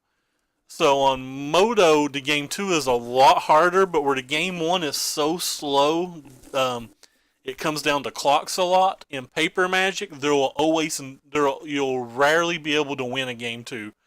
But you'll rarely be able to finish a game 2 in Paper, so you just have to mill them to game 1. And then from the post board, you bring in the Regal Caracols and stuff like that. And that's your main plan then, just to beat them with cats. Again, you can just slip by an approach. As soon as you get to 7 mana, cast the first approach versus the other control decks. Whether it's going to resolve or not, it doesn't matter, because it makes them worry about it for the rest of the game, so they always have to dedicate 3 mana. And in control versus control, whoever has the least amount of mana typically is the loser. So like, even if you both have hit all of your mana drops, right? So like, you slam an approach, whether it resolves or not is irrelevant, because your opponent all of a sudden only has 4 lands, only has 5 lands, only has 6 lands. Keep in all of the suns. You can win post game boards with the suns, because they're having to tap mana they're having to use mana in awkward times to be able to beat your Regal or Caracols and your Linvalas and your Gearhulks. It's a lot easier to win with an approach post board. But yeah, leave all the approaches in post board. You're going to cut out a lot of the bad cards like the Effort Meltdowns and some of the Fumigates. Do not cut all the Fumigates, because they could be bringing in Dragon Master Outcast, which is probably their best way to beat you. Sato plays 3 Dragon Master Outcasts. Luckily, Dragon Master Outcast hasn't caught on, and most versions play between 0 and 2. But Dragon Master Outcast is their best way to beat you. Yes. You probably should. Again, that's not something people do all the time.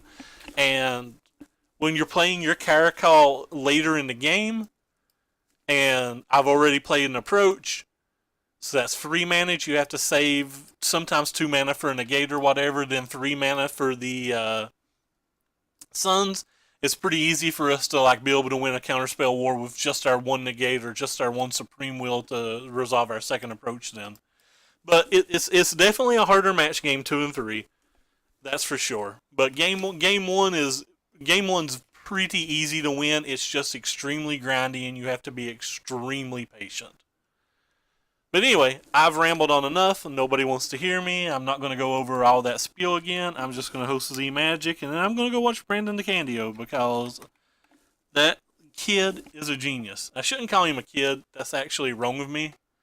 I play Commit and Memory and 2 Deserts myself in the main. Is the milling plan still the way to win? It's harder to win, and the commit and memory doesn't really change anything because you're both shuffling in the same amount of frets and the same amount of answers.